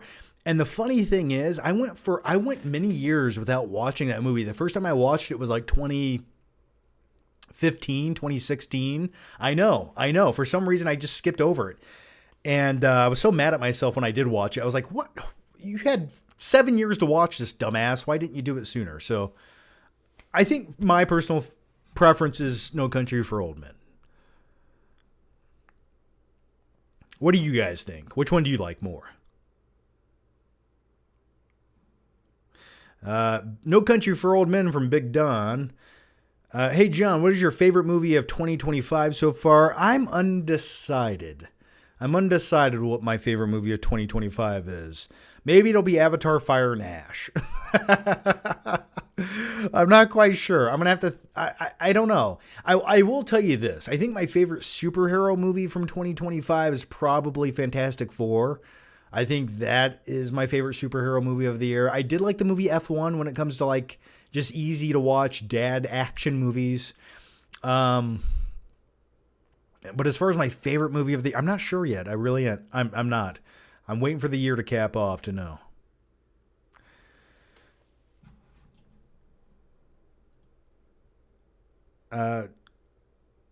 Good desert movies are the best. Well, watch Lawrence of Arabia, man. There you go. Watching the Army now. All right, let's go to the next one here. And the next one comes from Claudio Rogajon once again. John, I think you are overstate how dark and gritty the 1990 TMNT movie is. It's pretty goofy and lighthearted for the most part. I think it's just a look that gives it the trashy independent movie look. Just to be clear, I do like the movie. Well, to retort to your point, I stand by the TMNT 1990 movie being very dark and gritty. Not only is the look dark and gritty, yes, it's not overlit. When they're in the sewer, it just feels like they're using natural lighting. But the grittiness comes from the performances and the tone of the movie as well. Like, for example, when they go to that farmhouse and Raph is in the bathtub recovering and Casey Jones and April O'Neil are having like this kind of like weird flingy relationship that a 5-year-old kid should probably not be watching because it feels like a little bit nasty. I would say it's a bit gritty. And then you just have like kids smoking cigarettes, hanging out, robbing shit. I think it's a very dark tone. And then you have the end of the movie where the shredder gets thrown into a garbage truck and murdered. I mean, it's pretty dark and gritty in my opinion, especially for a children's film. And especially when you compare it to the sequel from 1990. Was it 91? It came out like a year later, right? Which is the completely polar opposite of that. And if ever they made a movie to sell toys, it was the 1991 TMNT, Secret of the Ooze, where just the turtles don't even use their weapons. It's super overlit. The characters are like babyfied. You have Vanilla Ice dancing in the third act of the film, which, hey, don't get me wrong. I love all the shit I just said. I'm just pointing it out in comparison of what that movie could have been like, but was. You know, it's just like, compare both those movies. They're night and day in tone. And you don't even get kids' movies anywhere near, or even in the universe of what TMNT 1990 was like. Little kids couldn't handle that shit today. But I miss it, and I wish we got more movies like that. The movie makes me want to eat pizza. Oh yeah, if you don't eat pizza when you watch TMNT, there's something wrong with you. John knows that movie, wow. Yeah. Oh, yeah, I get a little autistic-y when it comes to certain movies. All right, let's go to the next one here. And the next one comes from Trash Daddy, who says, shame they never made a sequel to the Halloween 2018. I know. They just, those other two things that they popped out with the name Halloween attached to them, it's like, it just didn't happen. It just didn't happen. It's not there. We don't know what that is. Those were just bad dreams. Go back to bed. Skylar Wheelock says, John, you're now currently the same age as Patrick Swayze when he played Bodie in Point Break. Do you have any plans to rob any banks in Fort Wayne? No, because it was never about the money. It was about us against the system, showing that the human spirit's still alive while everyone else inches down the freeway in their metal coffins. We keep that spirit alive by robbing banks and skydiving. That's kind of weird to think about, isn't it? It is weird to think about. It does make me want to go surfing and become more spiritual. Or rob banks, yes. Preferably just rob banks. But yeah, man, that's kind of a weird thought to think about. And rest in peace, Patrick Swayze. Okay, the next one comes from Tyler, who says, John, have you watched Peacemaker? Some of the comedy is a miss, but still great overall. Best DC project that Gunn has put out, in my opinion. I've heard that from many of people, and I just cannot get into Peacemaker. I've watched a few episodes, and I get it. You know, it looks like a fine show to watch if you're just eating some pizza or what have you, or going to bed and you just need a show to put you to sleep. But I just can't get into it. I just don't care. I don't care what the characters do, where they go, what happens. I just genuinely don't give a shit about it. And that's sort of how I feel with the launching point of the new DCU. I'll watch the movies, but nothing has been done that makes me care. And if anything, if they knew what was good for them, if James Gunn knew what was good for him, and I'm sure James Gunn's watching right now because he watches all of my live streams, I think the next movie, they need to just put out the Batman movie. You need to get people in on the DC universe, and you need to sell them on what's happening. Just put out the Batman movie next. That should be every resource. Everything should go into that. And I'm not talking about the Robert Pattinson Batman movie, though I've been waiting for 5 years to see that. And I think we're getting it in 2 more years. So by the time we get there, Robert Pattinson will be 49 years old playing a young up-and-coming year 3 Batman. Call me crazy. It seems a little past due. But anyway, I think the next movie for DC it shouldn't be Supergirl. First and foremost, I think that movie's going to bomb. If the new Superman movie, with all the marketing that went into that movie, and I have not seen a movie marketed more than the 2025 Superman movie, if that movie was barely successful, then do you think the new Supergirl movie is going to be successful? And hear me out for a second. The fact that Millie Alcock or whatever is in it, that's interesting to me. They also have Lobo in the movie, played by Jason Momoa. I think that's really cool. That's like the selling point for me on the movie. But do you really think it's going to be this groundbreaking billion-dollar comic book movie? No, it's just not going to be. If Superman wasn't, Supergirl definitely will not be. And so I just think they need to light the fuse and propel the DCU with the actual Batman movie. Stop waiting. Stop dragging your feet. Who gives a shit what you're doing with the Robert Pattinson movie? Whatever. You need to make the Batman movie now. You just need it. That's what we need next to make people give a shit and notice this. Or at least for me, that's what I need. Maybe my own selfish needs are coming to the surface, but that's okay. Supergirl was looking hot, to be honest. Oh, yeah, she looked great. When she was on some red planet getting drunk because she's a party chick, cool by me. I like the twist that Krypto was her dog, but the question being, will that necessitate the movie making a lot of money and being successful? You know, when you start off your new universe, you usually want to start with something big. And then your second movie is going to be smaller than your first movie. And it's just like, okay, what are we doing here? Excuse me. Let me take a drink of this caffeinated beverage.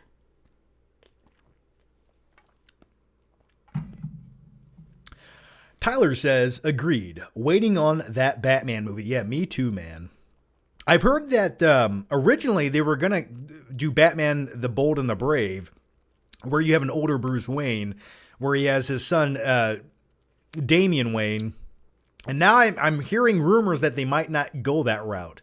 So I have a feeling they might also want a slightly younger Batman that isn't old. That could be the case. I don't know. Bruce Cook says one thing you can say about the new Supergirl movie is that it will be better than the 1986 Helen Slater flick. Hey, don't talk shit about Helen Slater. She will forever be Billie Jean. Now let's look at this. Yeah, there's Helen Slater as Supergirl. But I'll tell you a little underrated movie. If you've never seen it, and it's a movie that I've always enjoyed watching since I was a stupid little kid, because what we would do, or at least what my dad would do, is he would record movies off HBO onto beta tape, and beta tape is the precursor to VHS tapes, but I actually had better picture quality, oddly enough. I just think the record time was shorter. But anyway, if you've never seen the movie The Legend of Billie Jean, definitely check it out. It's got Christian Slater in it. It's got a great score. It's kind of a fun little movie. Fun little 80s movie to watch on a rainy night. So that's my recommendation to you if you want some random shit to watch. All right. Let's go to the next one here. Bruce Cook says, Damian Wayne, Batman versus the Omen. Yes. Did I say Damian or Damien? It's Damian, right? Damian Wayne. Or is it? It's not Damon Wayne. All right, let's go to the next one. Okay, the next one comes from Avery A, who says, thoughts on 1901's name being on the Epstein list. Oh man, that's awesome. Hey, don't talk shit about 1901. He's outside of my window right now. I can see him. All right. You're my number one viewer, Night King 01. Don't ever kill me. All right, let's go to the next one here. And Claudia Rojan, you too. All right. The next one comes from Mika Claiborne, who says, every year, me and a few buddies get together and pop a gummy while watching Batman and Robin, and every time Mr. Freeze and Poison Ivy use an ice or sex pun, we take a shot. An incredible time. Oh, that's a great... You know what? I recommend everyone watch the film that way. That is the way it should be watched, and it was intended to be watched when Joel Schumacher made that movie. For a large bucket of cash and simply to sell toys. But also, yes, you should take a shot every time you watch that movie. By probably 45 minutes into the film, you'll start vomiting your entrails out because there are so many shitty puns. And with all that said, it's ice to see you. So thanks for the question. And yeah, that is the best way to watch the movie. I do stand by that. All right. Oh, that was a stinky party popper, and I liked it. Skylar Wheelock says, I want to talk about Total Recall 1990.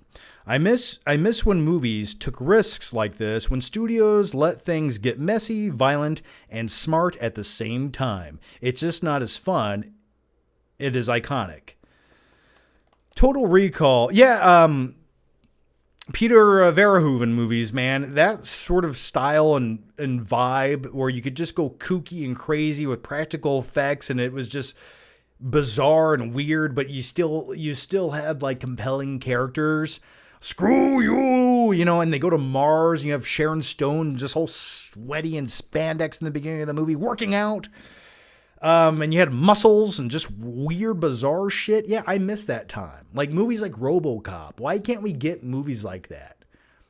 Like these movies where they have like a tactile approach to them where you can feel what's happening on the screen. And they're a little bit weird and bizarre and slightly surreal and feel like they exist in their own universe, but they're just made for pure entertainment. Yeah, I miss that. I miss that. And I'd buy that for $1. I agree, man.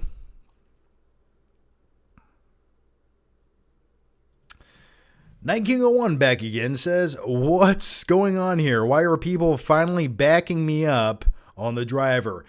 I think you've proved your point, Night King 01. You've proved your point. You've sold me. I just have not pulled the trigger to watch it. So I've always believed you. I just simply logistically have not had the time to watch it.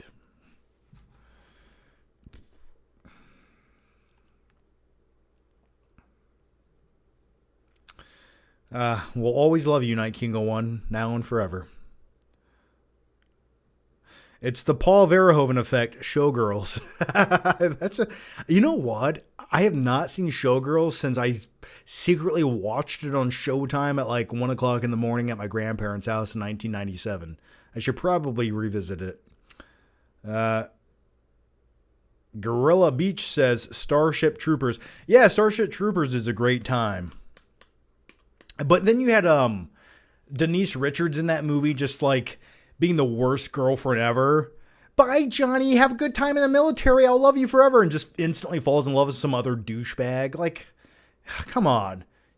Johnny Rico for life. But then again, the other chick that Johnny Rico meets in the Marines is so much better. Just like a better chick in every way. She's like showering with the dudes. Like it doesn't matter. They're out killing giant cockroaches. It's a great movie. Dizzy. Yes, Dizzy. Yeah, I'd go for Dizzy, man. Have you seen the trailer for the new Wolverine video game? I have not. Is it good? Joseph Kosinski should do a RoboCop movie. Dude, when it comes to action movies, my go-to director would be Joseph Kosinski, who's directed Top Gun Maverick, F1. I would give him anything. I'd like to see it. I've said this a few times. If they make a new Terminator movie, I think when it comes to the action, I think Joseph Kosinski could do justice to a new Terminator movie. I really do. And I stand by that. Bruce Cook says Starship Troopers was good until the officers from the Third Reach showed up at the end. I don't remember disliking that. I don't know. It's been a while since I've seen it.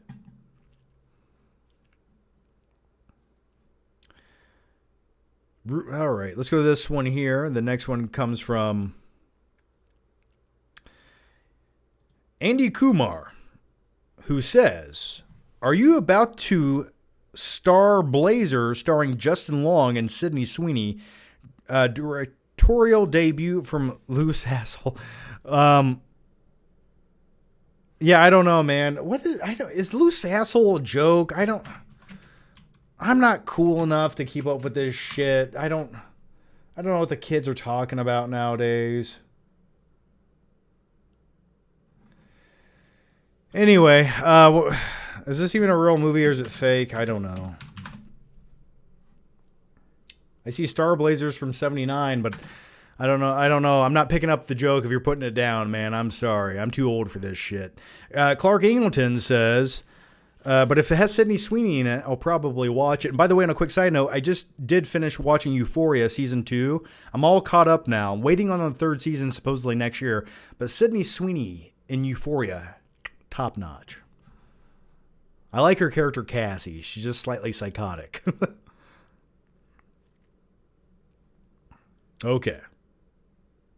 Clark Ingleton says, The Holy Mountain is the most insane, trippy movie with imagery you've never seen before and never will again. Pure 70s midnight movie insanity.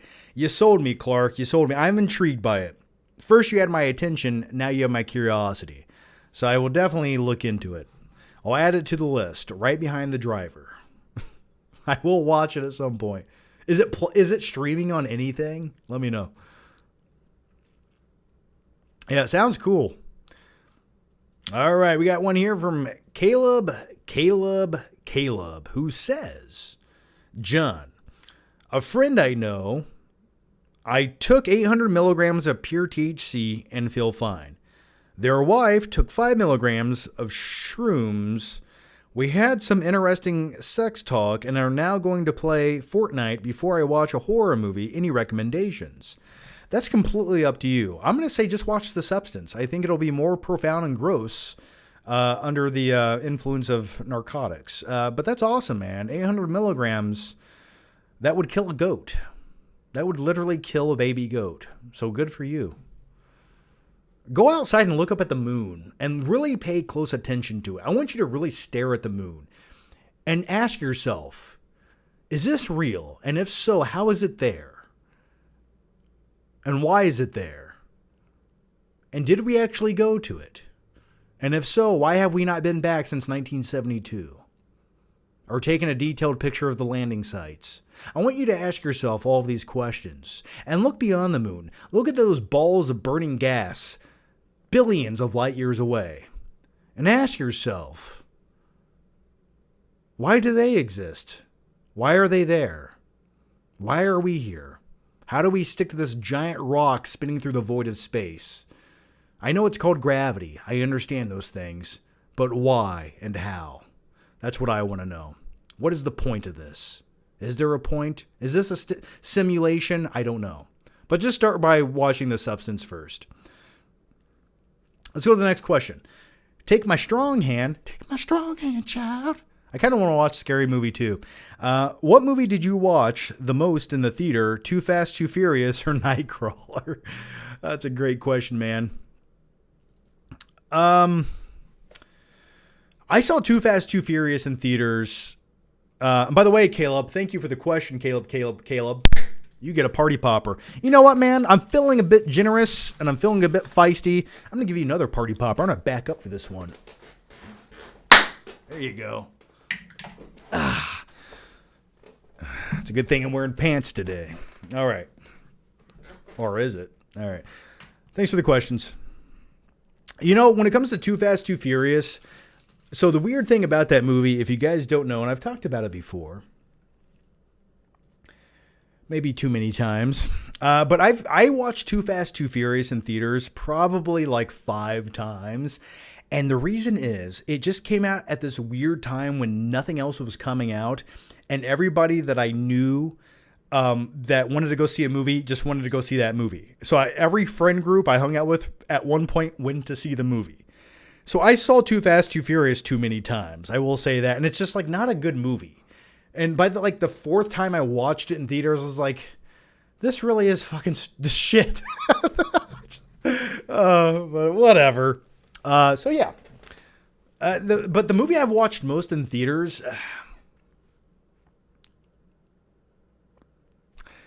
I saw The Dark Knight Rises at least 3 or 4 times in theaters in different formats.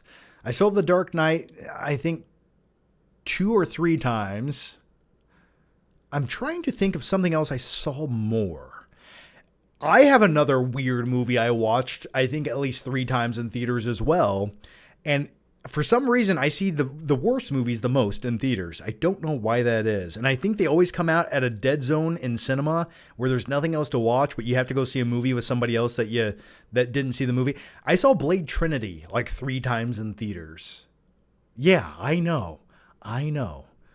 The movie where Wesley Snipes at one point just refused to open his eyes in a scene, so they digitally added his eyeballs to the scene, and it just looks atrocious, even for like 2003 or 2004 standards. It's just like, this looks like a Snapchat filter at best. I think Snapchat filters would look better than this. Let's all look at this. Blade Trinity eyes scene.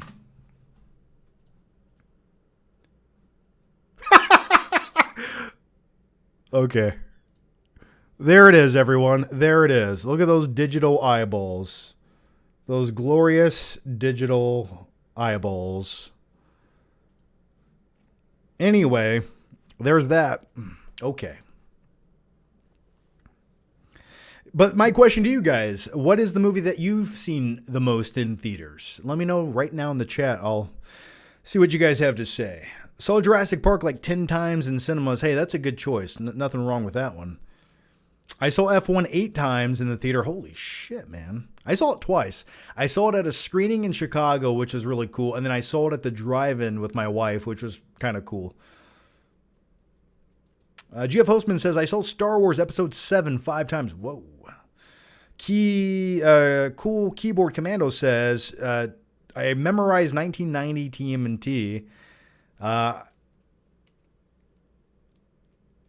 The Batman 5 times. Jeez, man. Yeah, so there you go. Okay, the next one comes from Andy Kumar, who says, do you think Shelby Oaks will win any major awards?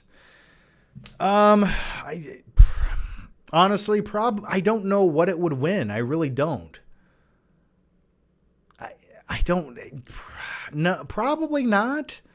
Because off the top of my head, I can, like, when it comes to like sounds, visuals, things like that, I'm trying to think of something that it would stand out for, and I can't.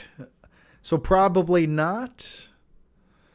Skylar Wheelock says, what's a horror movie that you love that you think gets way too much hate? A horror movie that I love that gets too much hate?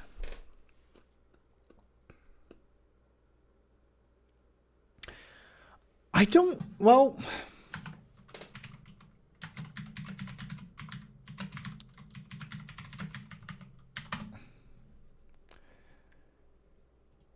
trying to think here. Hang on.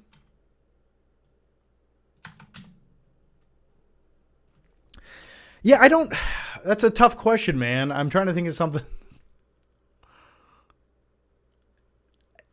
It's always my go-to. I don't think it's appreciated enough, and maybe it has been over like recent years, but for me, I think the 2003 Texas Chainsaw Massacre remake, I think it is like underrated in my opinion.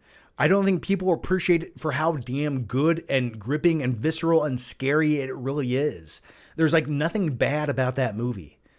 Like 2003 Texas Chainsaw Massacre, like I liked the cast. I thought that incarnation of Leatherface was like scary as shit.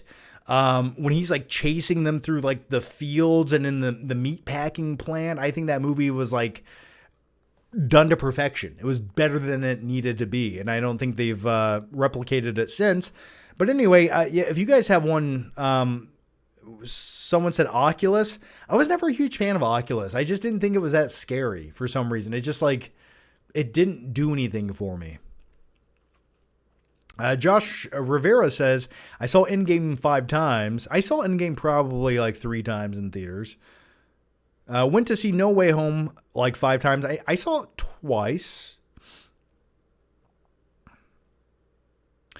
Evil Dead 2013 remake for me. I saw The Matrix Reloaded a bunch of times. Final Destination 4 is awesome. Too much unnecessary hate. I was never a big fan of it. Is that the 3D one? Right? That's the one that they made in 3D. The bridge one.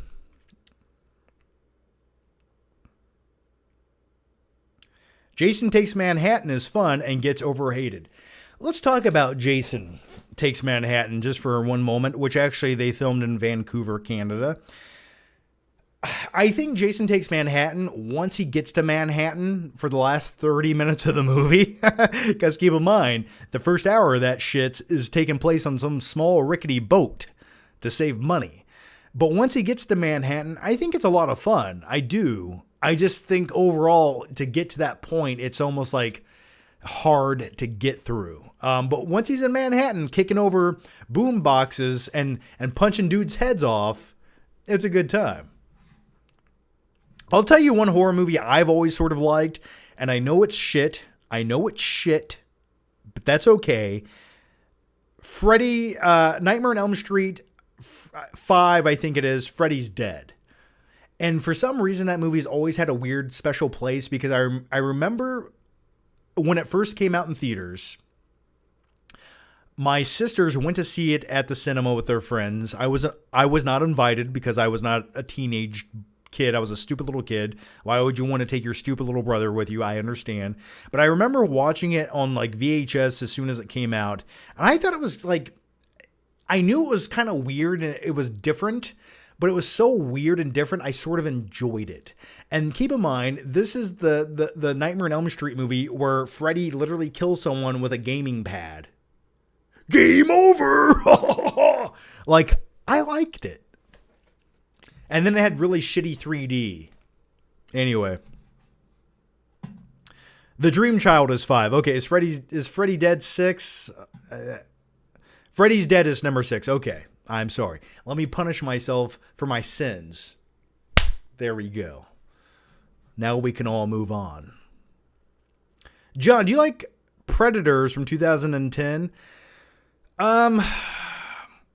With Adrian Brody? I watched it once, and didn't the trailer in that movie lie? Like, there's a scene where in the trailer, there's like 400 Predator lasers lighting him up, and in the movie, it's like 2. I remember he worked out for that movie. I don't remember a lot about it. I saw it once, so I don't remember it too well. I don't think it really stuck with me, though. Fight Club is overrated. I would have to disagree with you, man. I think Fight Club is one of the best movies of 1999 by far. It's all about consumerism and capitalism, and I love the narrative on it. Okay, let's go to the next one here. And the next one comes from John. Is your toothbrush approved by the American Dental Association? It sure is. It's what's the number one brand of toothbrush?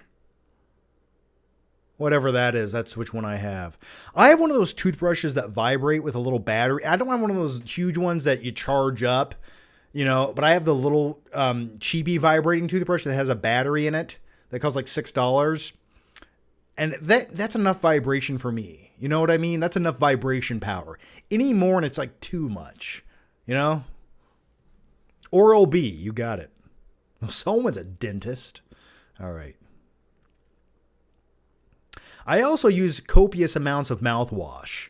I use mouthwash before I brush my teeth and after I brush my teeth. It can never be too fresh. And I floss with floss picks.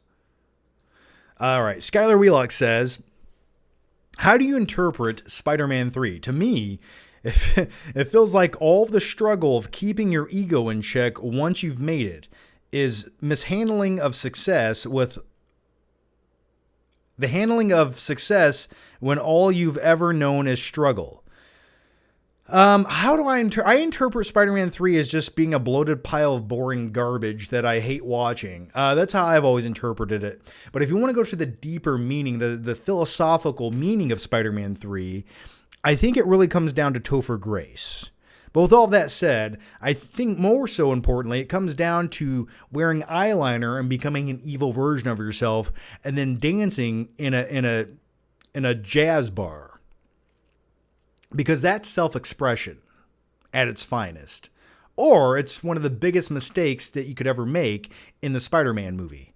And I'm going to go with the latter of the two. So that's how I interpret Spider-Man 3. How is Spider-Man 3 boring? I don't know. It just feels like they're just injecting plots and characters that ultimately don't have any real payoff or arcs that you care about. And for some odd reason, though you have a very long superhero movie, it doesn't feel that compelling. And the tone is all over the place. When I watch it at times, I just want to fall asleep. And stylistically, the visuals of it, for some reason, I know it was like the most expensive movie ever made at the time. But for me, I don't think it looks that good. That's my take.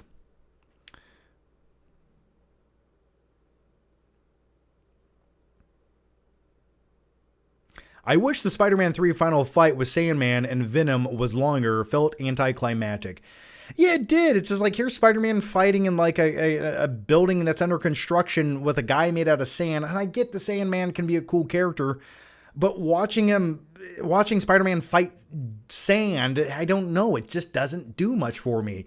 And then you have the Hobgoblin in there, played by James Franco, and that just doesn't hit that well for me. And then you have Topher Grace as Venom, and it's just like that culmination of those three villains, I think on paper sounds like a cool concept, but in execution just was not. So those are my thoughts on... How do we talk about Spider-Man 3 in every single live stream? How do we get there? I don't know. Okay, the next one comes from... With great responsibility comes a mediocre third movie. Take My Strong Hand says, why does nobody talk about Jon Voight's great performance in Varsity Blues? Yeah, it was pretty good. The thing about Jon Voight, though, I've noticed is it me or does Jon Voight always look like he's paranoid? Yeah, like even in Transformers, even in Nicolas Cage movie National Treasure, there's something about his performance. He always looks paranoid. Yeah, let's go. Let's go save him. Oh yeah. It's just he looks like he did something really bad and he's trying to cover it up all the time, no matter which character he plays. Am I the only one picking up on this weird nuance of Jon Voight? Let me know down below. But I love Varsity Blues is phenomenal. I think it's one of the best football movies ever made. I truly believe that. And one of the highlights of my life,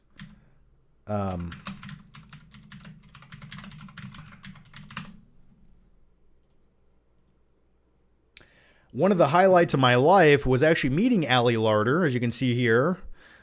You know, she's hugging me right there. I got to interview her back in 2014. And the whole time, I'm sorry to say, I wanted to say I've been a fan of yours since your whipped cream bikini scene in Varsity Blues with both cherries, but you just can't say things like that to people. You just can't, but you can think them. But yeah, really nice. But Varsity Blues is phenomenal.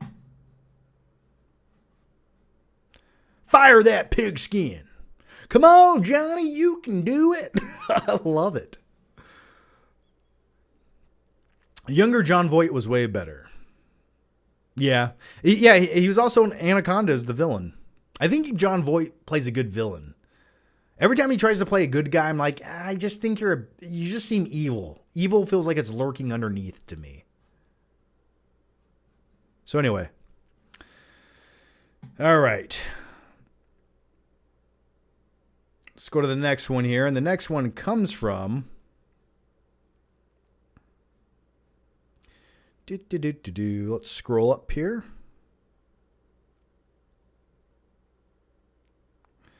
Immortum, who says, hey, John, would you agree that The Wrestler from 2008 is the best sports film since practically any of the Rocky films?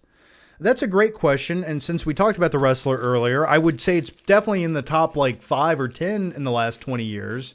I'm sure there's some other great sports movies, but I would say I would put it off the top of my head, I'd put it in my top 5. I'll give it that right now. But I love The Wrestler. After we watched the Smashing Machine, I told my wife, I was like, I want to show you a better version of this movie, but with pro wrestling. And it's called The Wrestler. And that's the best way I would sum it up. So yes, I love it.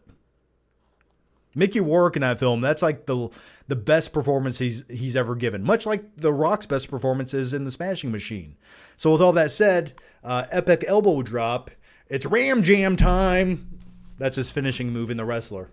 And you get a party popper. So thanks for that, man. Will H says, John, which was worse, Topher Grace as Eddie Brock or Jesse Eisenberg as Lex Luthor putting Jolly Ranchers into people's mouths? Whew, that's a tough question. Now, in all fairness, Jesse Eisenberg's version of Lex Luthor was playing actually Lex Luthor's son. So he was playing a version that kind of is a little more similar to Jesse Eisenberg's take on it, but his take was still terrible. I did not see that coming. Originally, I think Jesse Eisenberg was slated to play the Riddler, but then Zack Snyder switched things around and made him Lex Luthor. I think that's what happened. I could be making that up. I'm going to say Jesse Eisenberg was worse just because you had to watch more of him. How's that? All right, let's go to the next one. And the Jolly Rancher sounds delicious right now, I'll be honest with you. Night King 01 says, didn't a friend or relative of yours want to run away and join the Foot Clan? Oh, yeah. Well, I had a friend that wanted to do that. He literally talked about it. I had a cousin that mentioned it. And even as a kid, I remember trying to tell them, like, there's not a real place that exists where you can join the Foot Clan. Now, you might be able to join, like, an inner-city gang, but you don't get to wear a ninja outfit. I mean, you could, but you probably don't want to. So, yes. Thank you for remembering that. All right, let's go to the next one here. The next one comes from Night King 01 as well, who says, something about Peacemaker just feels off. Like, what is up with the bland cinematography? It looks like one of those house tour videos. Like, it has a weird look that I do not like. Yeah, that's the thing about it for me, too. It looks like, it looks cheaper than it is. And maybe that's what they're going for. It looks very stagey. And also, maybe that's what they're going for, but I just don't like the look of it. You're right. I do agree.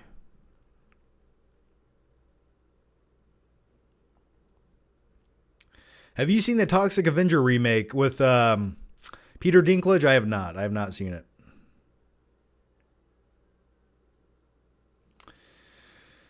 Okay, the next one comes from Claudio Rogajan. How's it going, Claudio?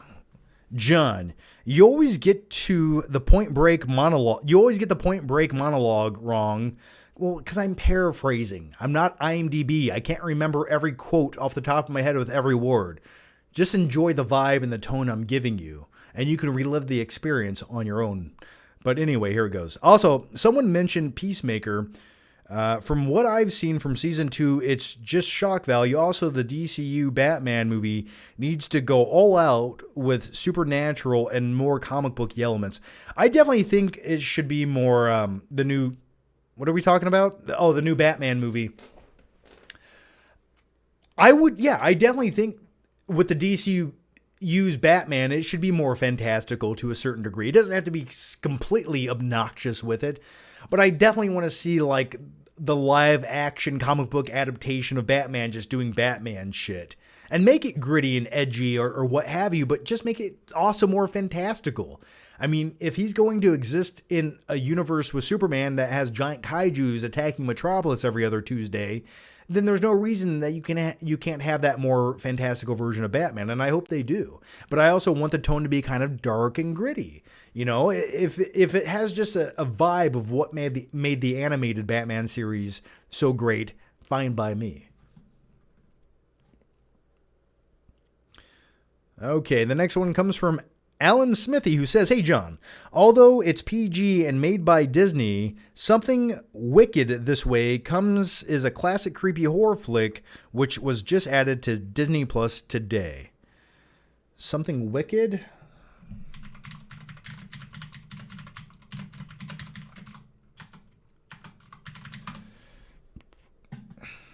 Have I seen this? Came out in 1983.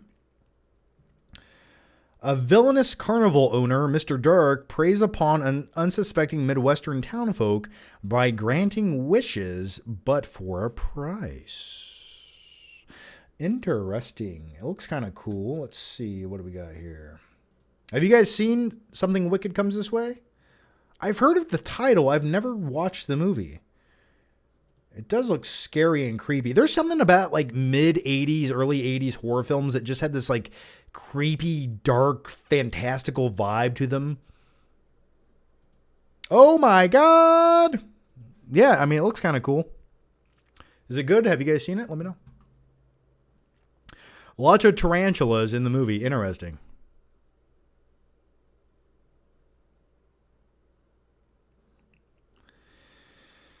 All right, the next one comes from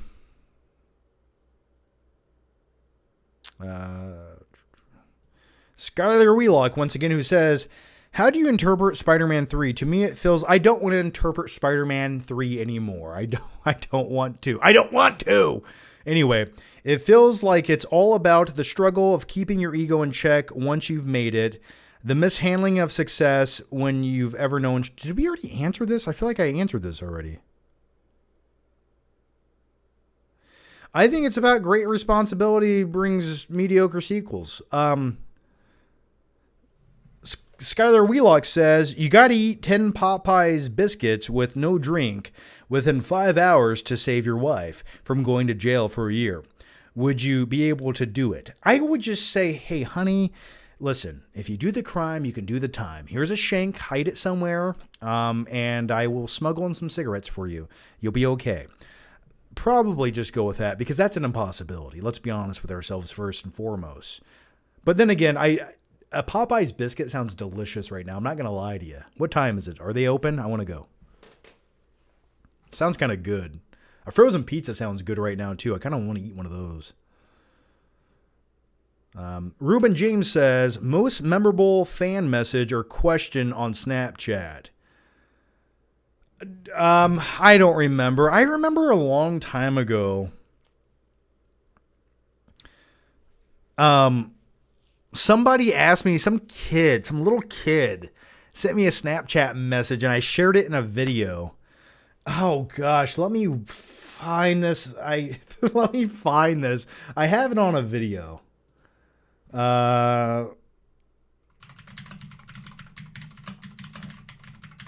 I'll never be able to find this video. It's so old.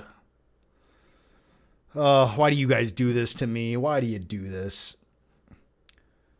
It was something about like taking a crap, but if you could see yourself taking a crap, what would you do if you were...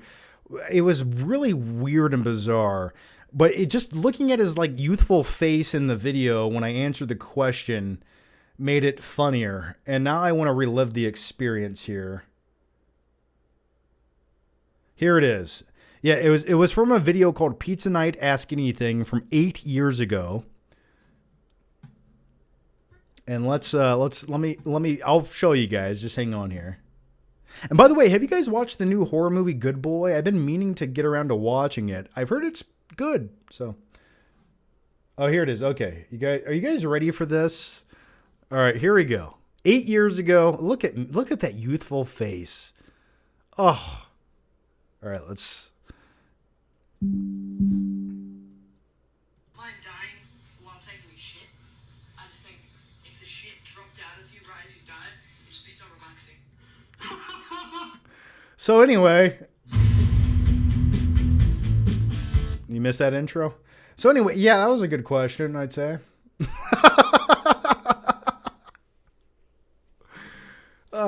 What a thought-provoking question. Anyway. Yeah,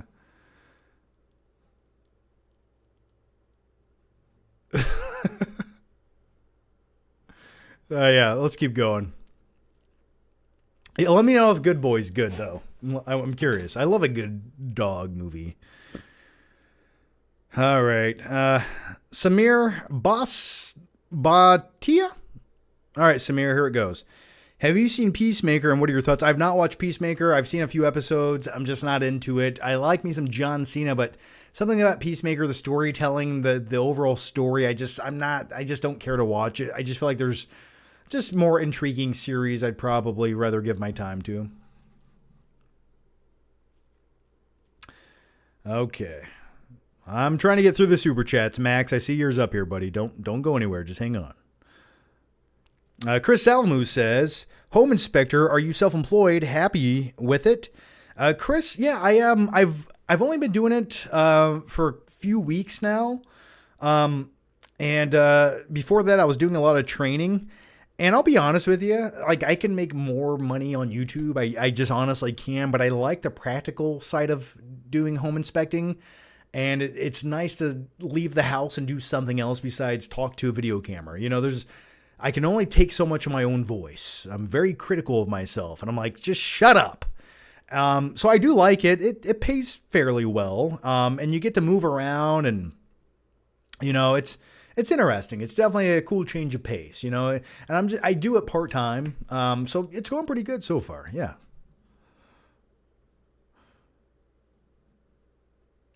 But I do work for somebody right now, currently. Skylar Wheelock says, if you could book a crappy sponsorship match, what product would it be for and what wrestlers are in it? Oh, man, I had a really good joke to say with that, but that might be a bit sexist. Man. I mean, they're already sponsored by Prime. Here's sugar water. Right? What else can you add to that? What would be a good sponsorship pro wrestling match? I mean, dude, they already have Slim Jim as a sponsor. They literally put a Slim Jim logo on a table before they break it. Like, what's happening? I don't mind it. I kind of like it, but I don't know. I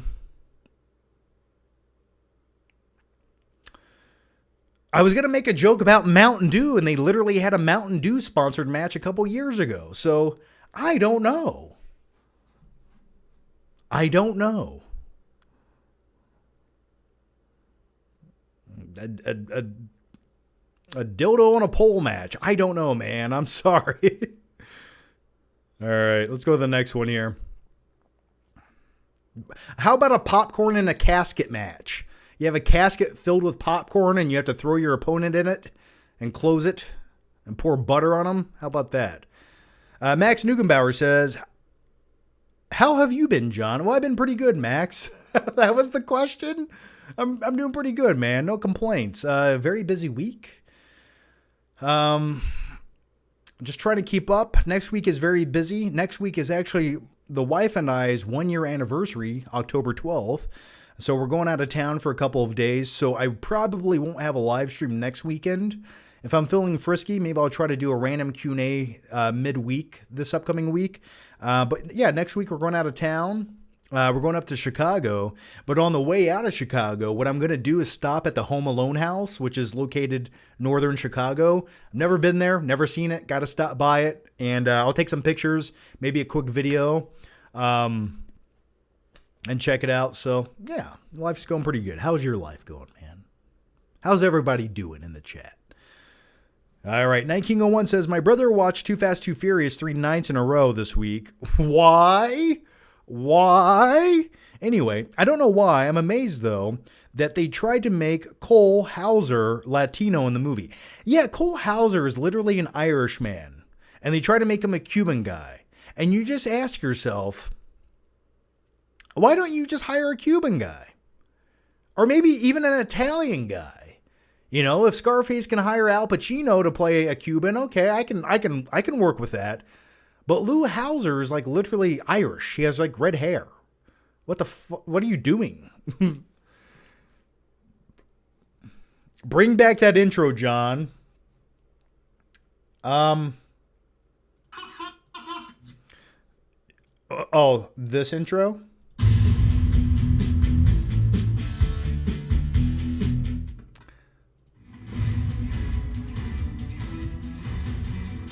You guys just want to watch this video together? YouTube will probably give me a copyright claim for watching my own video.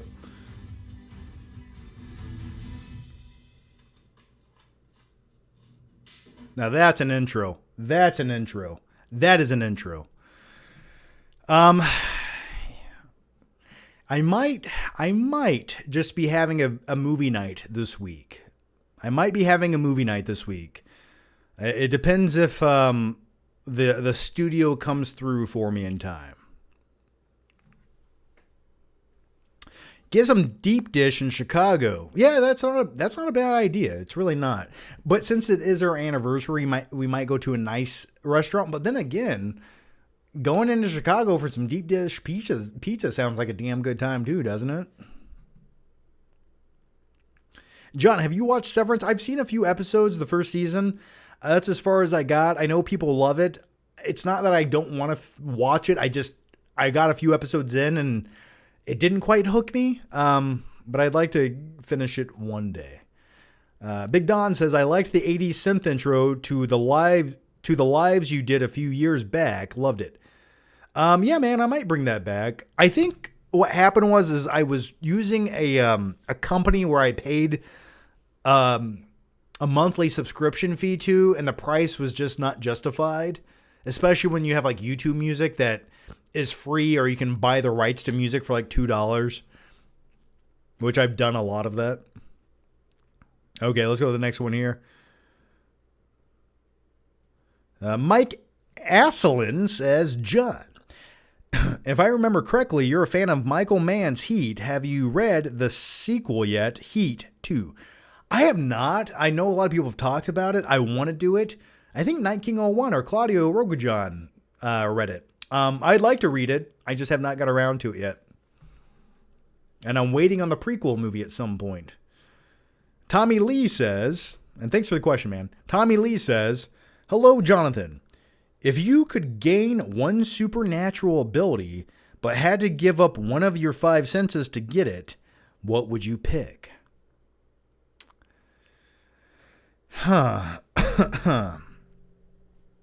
Supernatural ability. Maybe, I think predicting the future to a certain degree would be very useful. Knowing what people are thinking would be very useful. Or just immediately like knowing the answer to anything would be cool. But supernatural, what do you mean? Can I fly and float and move shit with my mind and be telekinesis or something? Like, can I make people think something that I want them to think? Now, that's interesting. Now, if I could do like telekinesis or like project my thoughts into someone else's body and make them do what I want them to do. Now, don't get weird. I just want to basically have a bank teller put a large sum of cash in a garbage bag and throw it in a dumpster, and I come by and pick it up. That's all I'm saying. So would I give up the sense of smell for that? Maybe I would. I think I could live without it. Maybe. Yeah. All right, let's go to the next one here. Elliot Cecil says, John, it's time to drop the OF link. I got a Patreon link down below, and if you want to become a YouTube member, that's even better. That's kind of like my OF for YouTube, man. That's the best I can give you right now until all hope is gone. I do want to start. I do have a large selection of like steelbooks and Blu-rays I'd like to sell. Just movies I don't watch that I've been collecting for years. At some point, I would like to sell some of those. And I was going to use eBay, and I didn't know if you guys would be interested. I don't know. Let me know. That was one thing I was thinking about doing. I'll give you a good deal, I don't know. But no OF link as of now. But then again, I could just do one showing pictures of my feet covered in buttery popcorn oil. Murph says, is there an actor you fantasize about hitting in the face? For me, it's Benedict Cumberbatch. See, I don't mind Benedict Cumberbatch whatsoever. I don't have any problems with him. For a while, it was Austin Butler. I'm not going to lie to you. But lately, I just don't. Not really anymore. I don't really have a problem with anyone in Hollywood. I don't care enough anymore. Maybe Rachel Zegler. I don't know. I don't know. What about you guys? If you could punch one celebrity in the face, who would it be and why?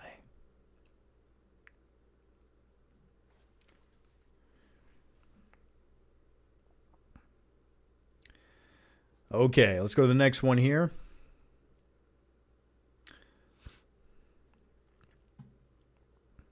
I'm about 70% done with reading Heat 2, and it's very good. Okay, good to know. I'm intrigued to check it out. I was looking for a good, like, space, epic, sci-fi, somewhat... It can be fiction.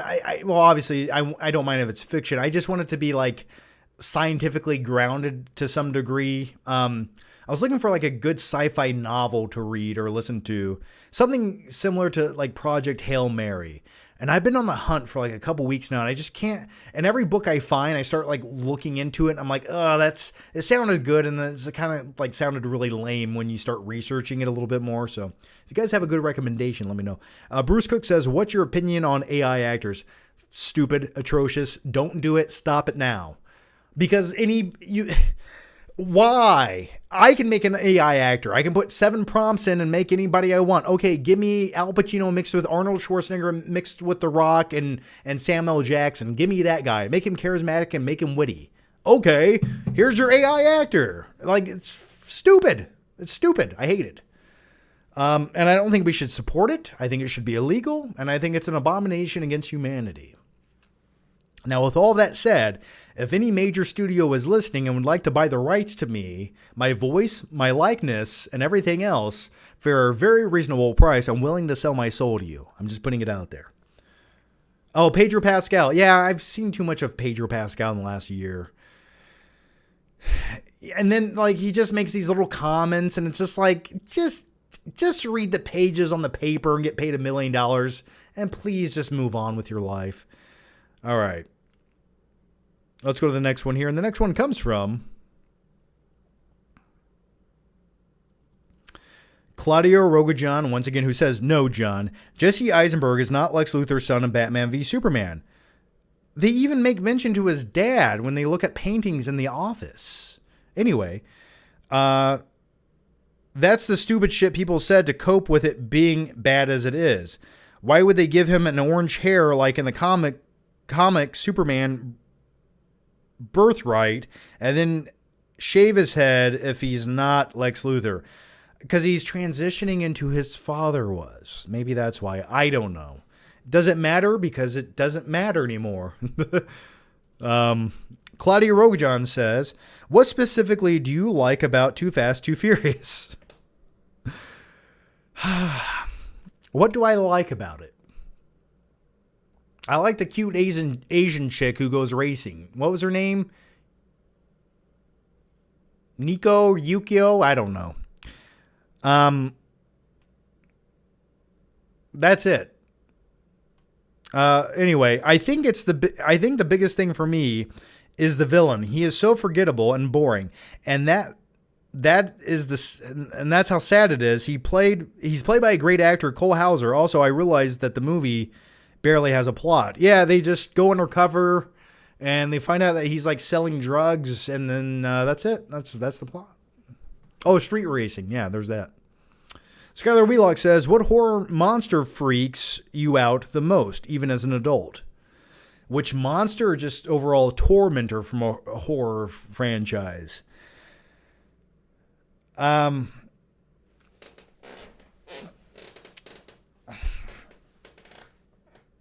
Monster-wise, I'm trying to think of like the monsters.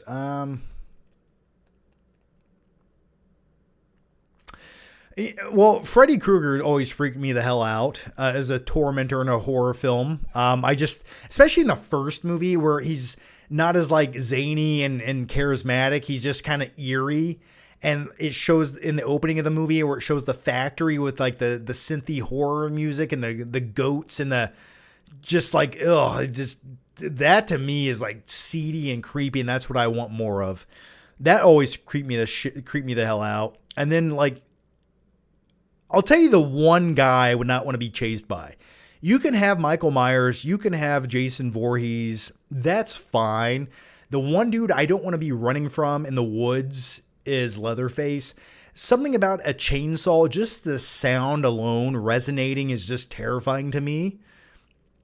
So that's another one. Bruce Cook says, "John, it's either the Bye-Bye Man or the Slender Man. For what? The worst? Oh, for most terrifying? Oh, absolutely.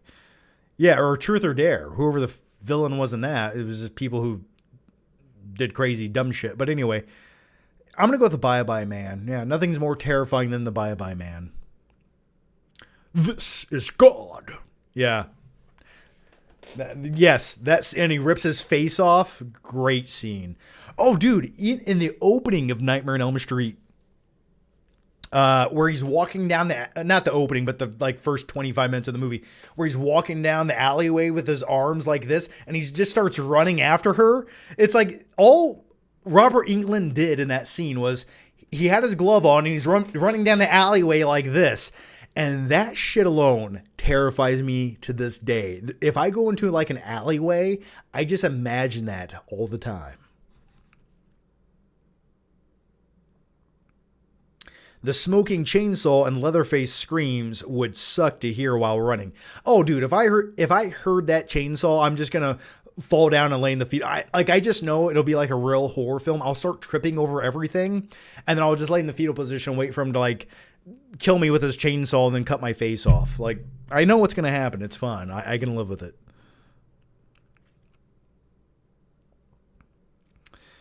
All right, the next one comes from Adrian Boyle, who says, have you ever noticed Michael Mann's ability to evaluate emotional scenes in movies through music? Example, Moby and Heat, Audio Slave and Collateral, and Randy Edelman for Last of the Mohicans. Well,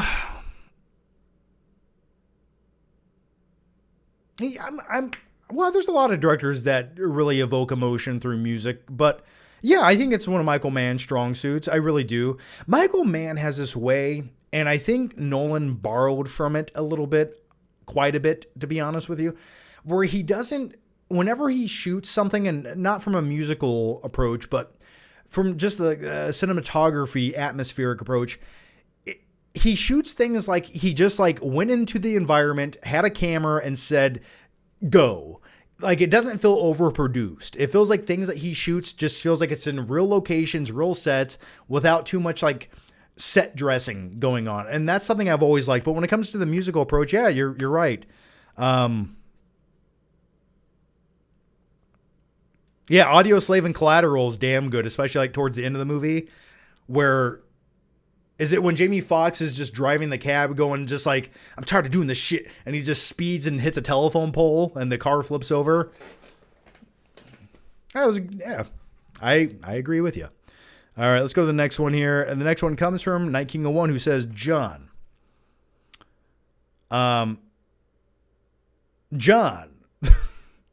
is the last thing I would say about Spider-Man 3 is that it is boring. The movie is bizarrely entertaining. Oh, the last thing you would say about it is it's boring. It's bizarrely entertaining. When was the last time you actually saw the movie, John? I've seen it probably 10 times. The last time I saw it was probably, I don't know, 2013. I think it's boring. I'm sorry. You have to care about what's happening in the movie to be entertained by it. I simply do not. Night King 01 says, and even the director came out and said it's a bloated pile of shit, that it wasn't the movie he wanted to make. It was not the movie he wanted to make. Because the producers got their greedy corporate hands in it and said, just put more junk in here. All right, let's go to the next one. Have you ever seen the movie Stander with Thomas Jane? It came out in 2003. It's about a South African cop who decides one day to rob banks and gets hooked on the thrill. It's based on a true story. Thomas Jane's best movie by far. Also, it's set in the 70s. I have seen that. I went through a phase where I was trying to watch like every bank robbery movie there was. I did watch that. I thought it was okay, but that was a long time, probably like 2010 when I watched it. I thought it was fine, but keep in mind when I watched it, I was hoping for something like Heat or Point Break or something like The Town. And it didn't quite get to that level, but I thought it was an interesting true story. Bruce Cook says, original Nightmare on Elm Street scary scene was Freddy coming out of the wall over Nancy's bed. Yeah, that was a cool scene, cool practical scene. Murph says, what's scarier, Leatherface or Goldust from WWE? You'll never forget the name of Goldust. Probably Leatherface. Legendary says, I think after John Cena retires, I'm dipping out of WWE. It's starting to feel like a chore to keep up. I'll still keep watching it, but I am genuinely curious to know how his retirement match goes and who is it against. If they don't give that dude the ultimate send-off that goes to perfection, I'm going to be very disappointed. So yeah, actually another thing I need to do tonight is watch SmackDown, which I'm recording right now. So that's another thing I'm going to do. So I'll be up till 4 o'clock in the morning. But first, I think I'm going to watch the Ed Gein Monster series. I asked you guys earlier, have you guys watched the first episode? Is it good? The monster at the end of Smile was pretty effing terrifying. I don't even remember the monster at the end of Smile.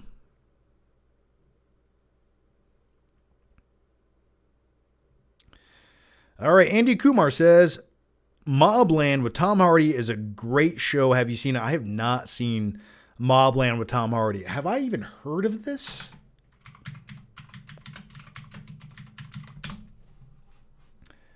Oh, with Pierce Brosnan. Yeah, it had one season. It just came out in March. Yeah, okay, I've heard of this. I have not watched it, no. People say it's pretty good. What's the premise here? The premise of Mobland. 2 mob families clash in war that threatens to topple empires and lives. Yeah, 8.4 out of 10. Sounds kind of cool. Maybe I'll check it out. Cena sucks? Absolutely not. No, I used to hate John Cena, but the older I get, the more I appreciate him. All right. I watched the first 2 episodes of Ed Gein. It's good so far, but not as good as Dahmer or Lyle and Eric Menendez. Oh, man. And that was the fear I had. I just didn't feel like Ed Gein would lend itself to an episodic series as well, but I'm still intrigued. It's October. I want something weird and gruesome to watch, so I'm going to check it out. Bruce Cook says, I'm reluctant to watch any other Ryan Murphy series after American Horror Story went downhill. Yeah, the only American Horror Stories I've seen was, I saw American Horror Story, what was it, 84, the summer camp one, which started off really good and then got really bad. John, have you ever seen the 1997 movie The Relic? That monster was terrifying. Yes, I have. Vaguely remember The Relic, though. That's another horror film from the late 90s I vaguely remember. Most underrated Arnold movie that most people don't talk about. Whew. Besides Jingle All the Way?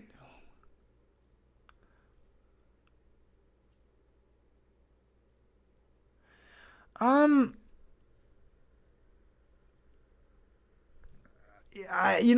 going to say something very unpopular here.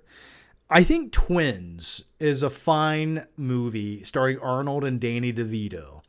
And the comedy just works in that movie. Arnold in that film plays Julius. He is the ultimate specimen created by like 50 dudes in a lab from what Danny DeVito refers to as the sperm milkshake. Great movie. I'm sure there's a better Arnold movie that exists and I'm not thinking of. Underrated Arnold movie. Okay, not better. It's definitely not Junior. That's terrible. It's been a while since I watched The Sixth Day, which is a movie about cloning, I don't think it's good, but at one point in the movie, the villain tries to like clone himself as he's dying, and he only completes like 50% of his clone. So his clone version comes out all mucusy. He looks like melted wax, and he's all wet looking. I kind of liked it. Tyler says Turbo Man for sure. Absolutely. Last Action Hero. Yes. Truly underrated and ahead of its time. Now, with all that said, I think half of that movie is really good and half of it's just really bad. But the concept is awesome, and the Ripper in Last Action Hero, now that's a terrifying villainous tormentor that is creepy as shit. That could belong in a horror movie. I'll show you the Ripper. The Ripper, Last Action Hero. Now, creepy shit. Look at this. Look at this right here. That's the Ripper from Last Action Hero. Creepy as shit. Great antagonist. Also, this dude was in the movie Manhunter, Michael Mann movie. But anyway, Last Action Hero, I do remember seeing this in theaters when it originally came out with my dad on the weekend. It came out in 1993. And that's what we would do. My dad had me on the weekends, and we would go see a movie at the theater. Whatever it was, that's what we'd go see. And this was one of them. And I vividly remember watching it, and just like I liked it as a kid, and I just think it was ahead of its time. I really do. And the concept alone, where you have this, it's a little bit meta, where you have this kid that finds like a magic ticket, but he lives in this gritty, shitty reality of New York City, and he's whisked away into like the movie magic land of like where Arnold stars in action movies. And it's pretty awesome. So if you've never seen it, I do recommend it. It does get a little weird and bizarre by the third act, where like there's an animated cartoon character. There's a lot of meta humor in it, but I just feel like it was ahead of its time. If this movie had come out in like 2000 and like, I don't know, 6, I think it would have been, the reception would have been better. I honestly believe that. So anyway, yeah, you're right. I think Last Action Hero is a bit underrated, but also at the same time, there's a lot of bad ideas in it, and I get why people didn't necessarily love it. Raw Deal is good. Yeah, I don't remember Raw Deal.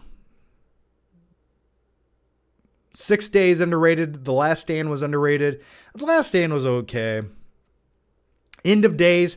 I did not like End of Days that much. John, are you looking forward to the Super Mario Galaxy movie? I thought the first one with Chris Pratt was okay. I'll watch it, but I'm not necessarily looking forward to it. I would much rather have a live action Mario movie. And maybe, just maybe, that would be as shitty as the Bob Costas and John Leguizamo movie from like 1992. But you know what? I just rather see Mario in live action. Call me crazy. Bruce Cook says, how about Commando? Yeah, but I don't think Commando's underrated. I think it gets the appreciation it deserves. All right, guys, I'm just going to answer one or two more questions and wrap up tonight's Friday Night Live show. Legendary says, watching any movies in theaters this weekend? I just saw Smashing Machine last night. It's not in theaters, but I think I might watch Good Boy this weekend. There's really nothing else in the theater I want to see. Like, I don't want to see whatever that shitty new movie is. I've seen the other two, Strangers or whatever. Like, I don't want to see it. It looks bad. I've heard it's bad. I don't want to waste my time. Live action Zelda movie, I'd definitely like to check that out. Bob Hoskins, yes. Yes, there we go. All right. Tyler says, if you haven't seen it, you have to check it out. Tron Ares Popcorn Bucket. It's a mini arcade cabinet. Perfection. I have seen the Light Cycle one. Tron Ares Popcorn Bucket. I have seen the popcorn buckets here. Let's check them out. Yeah, so...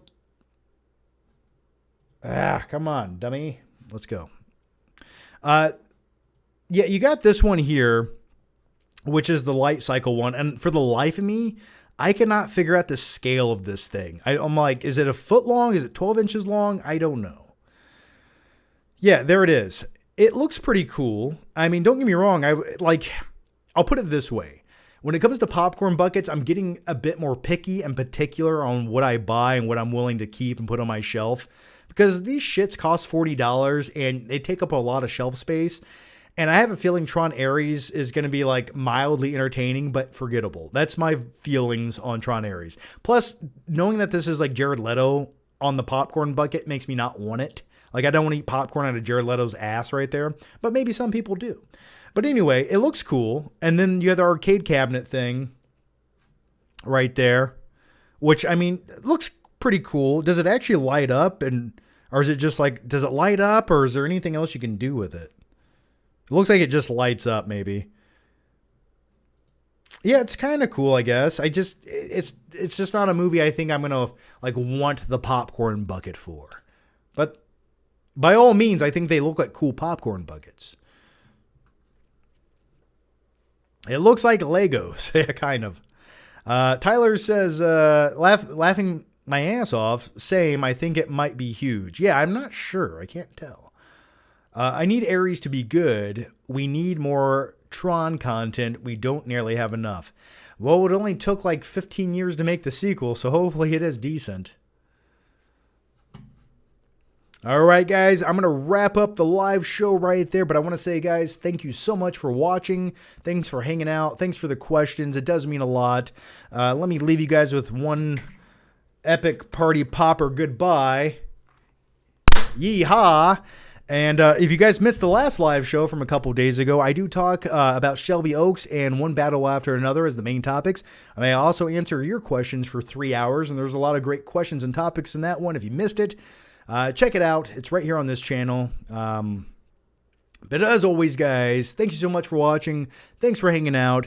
If you want to, if you liked the video, even if you don't, how about you just lie to me and say you did and give it a like? I would very much appreciate it. With all that said, I'm going to go take a shower and watch Ed Gein cut people's bodies apart and turn them into lampshades as I peacefully go to sleep. Take care. Thanks for watching, and I'll see you guys next time. Bye-bye.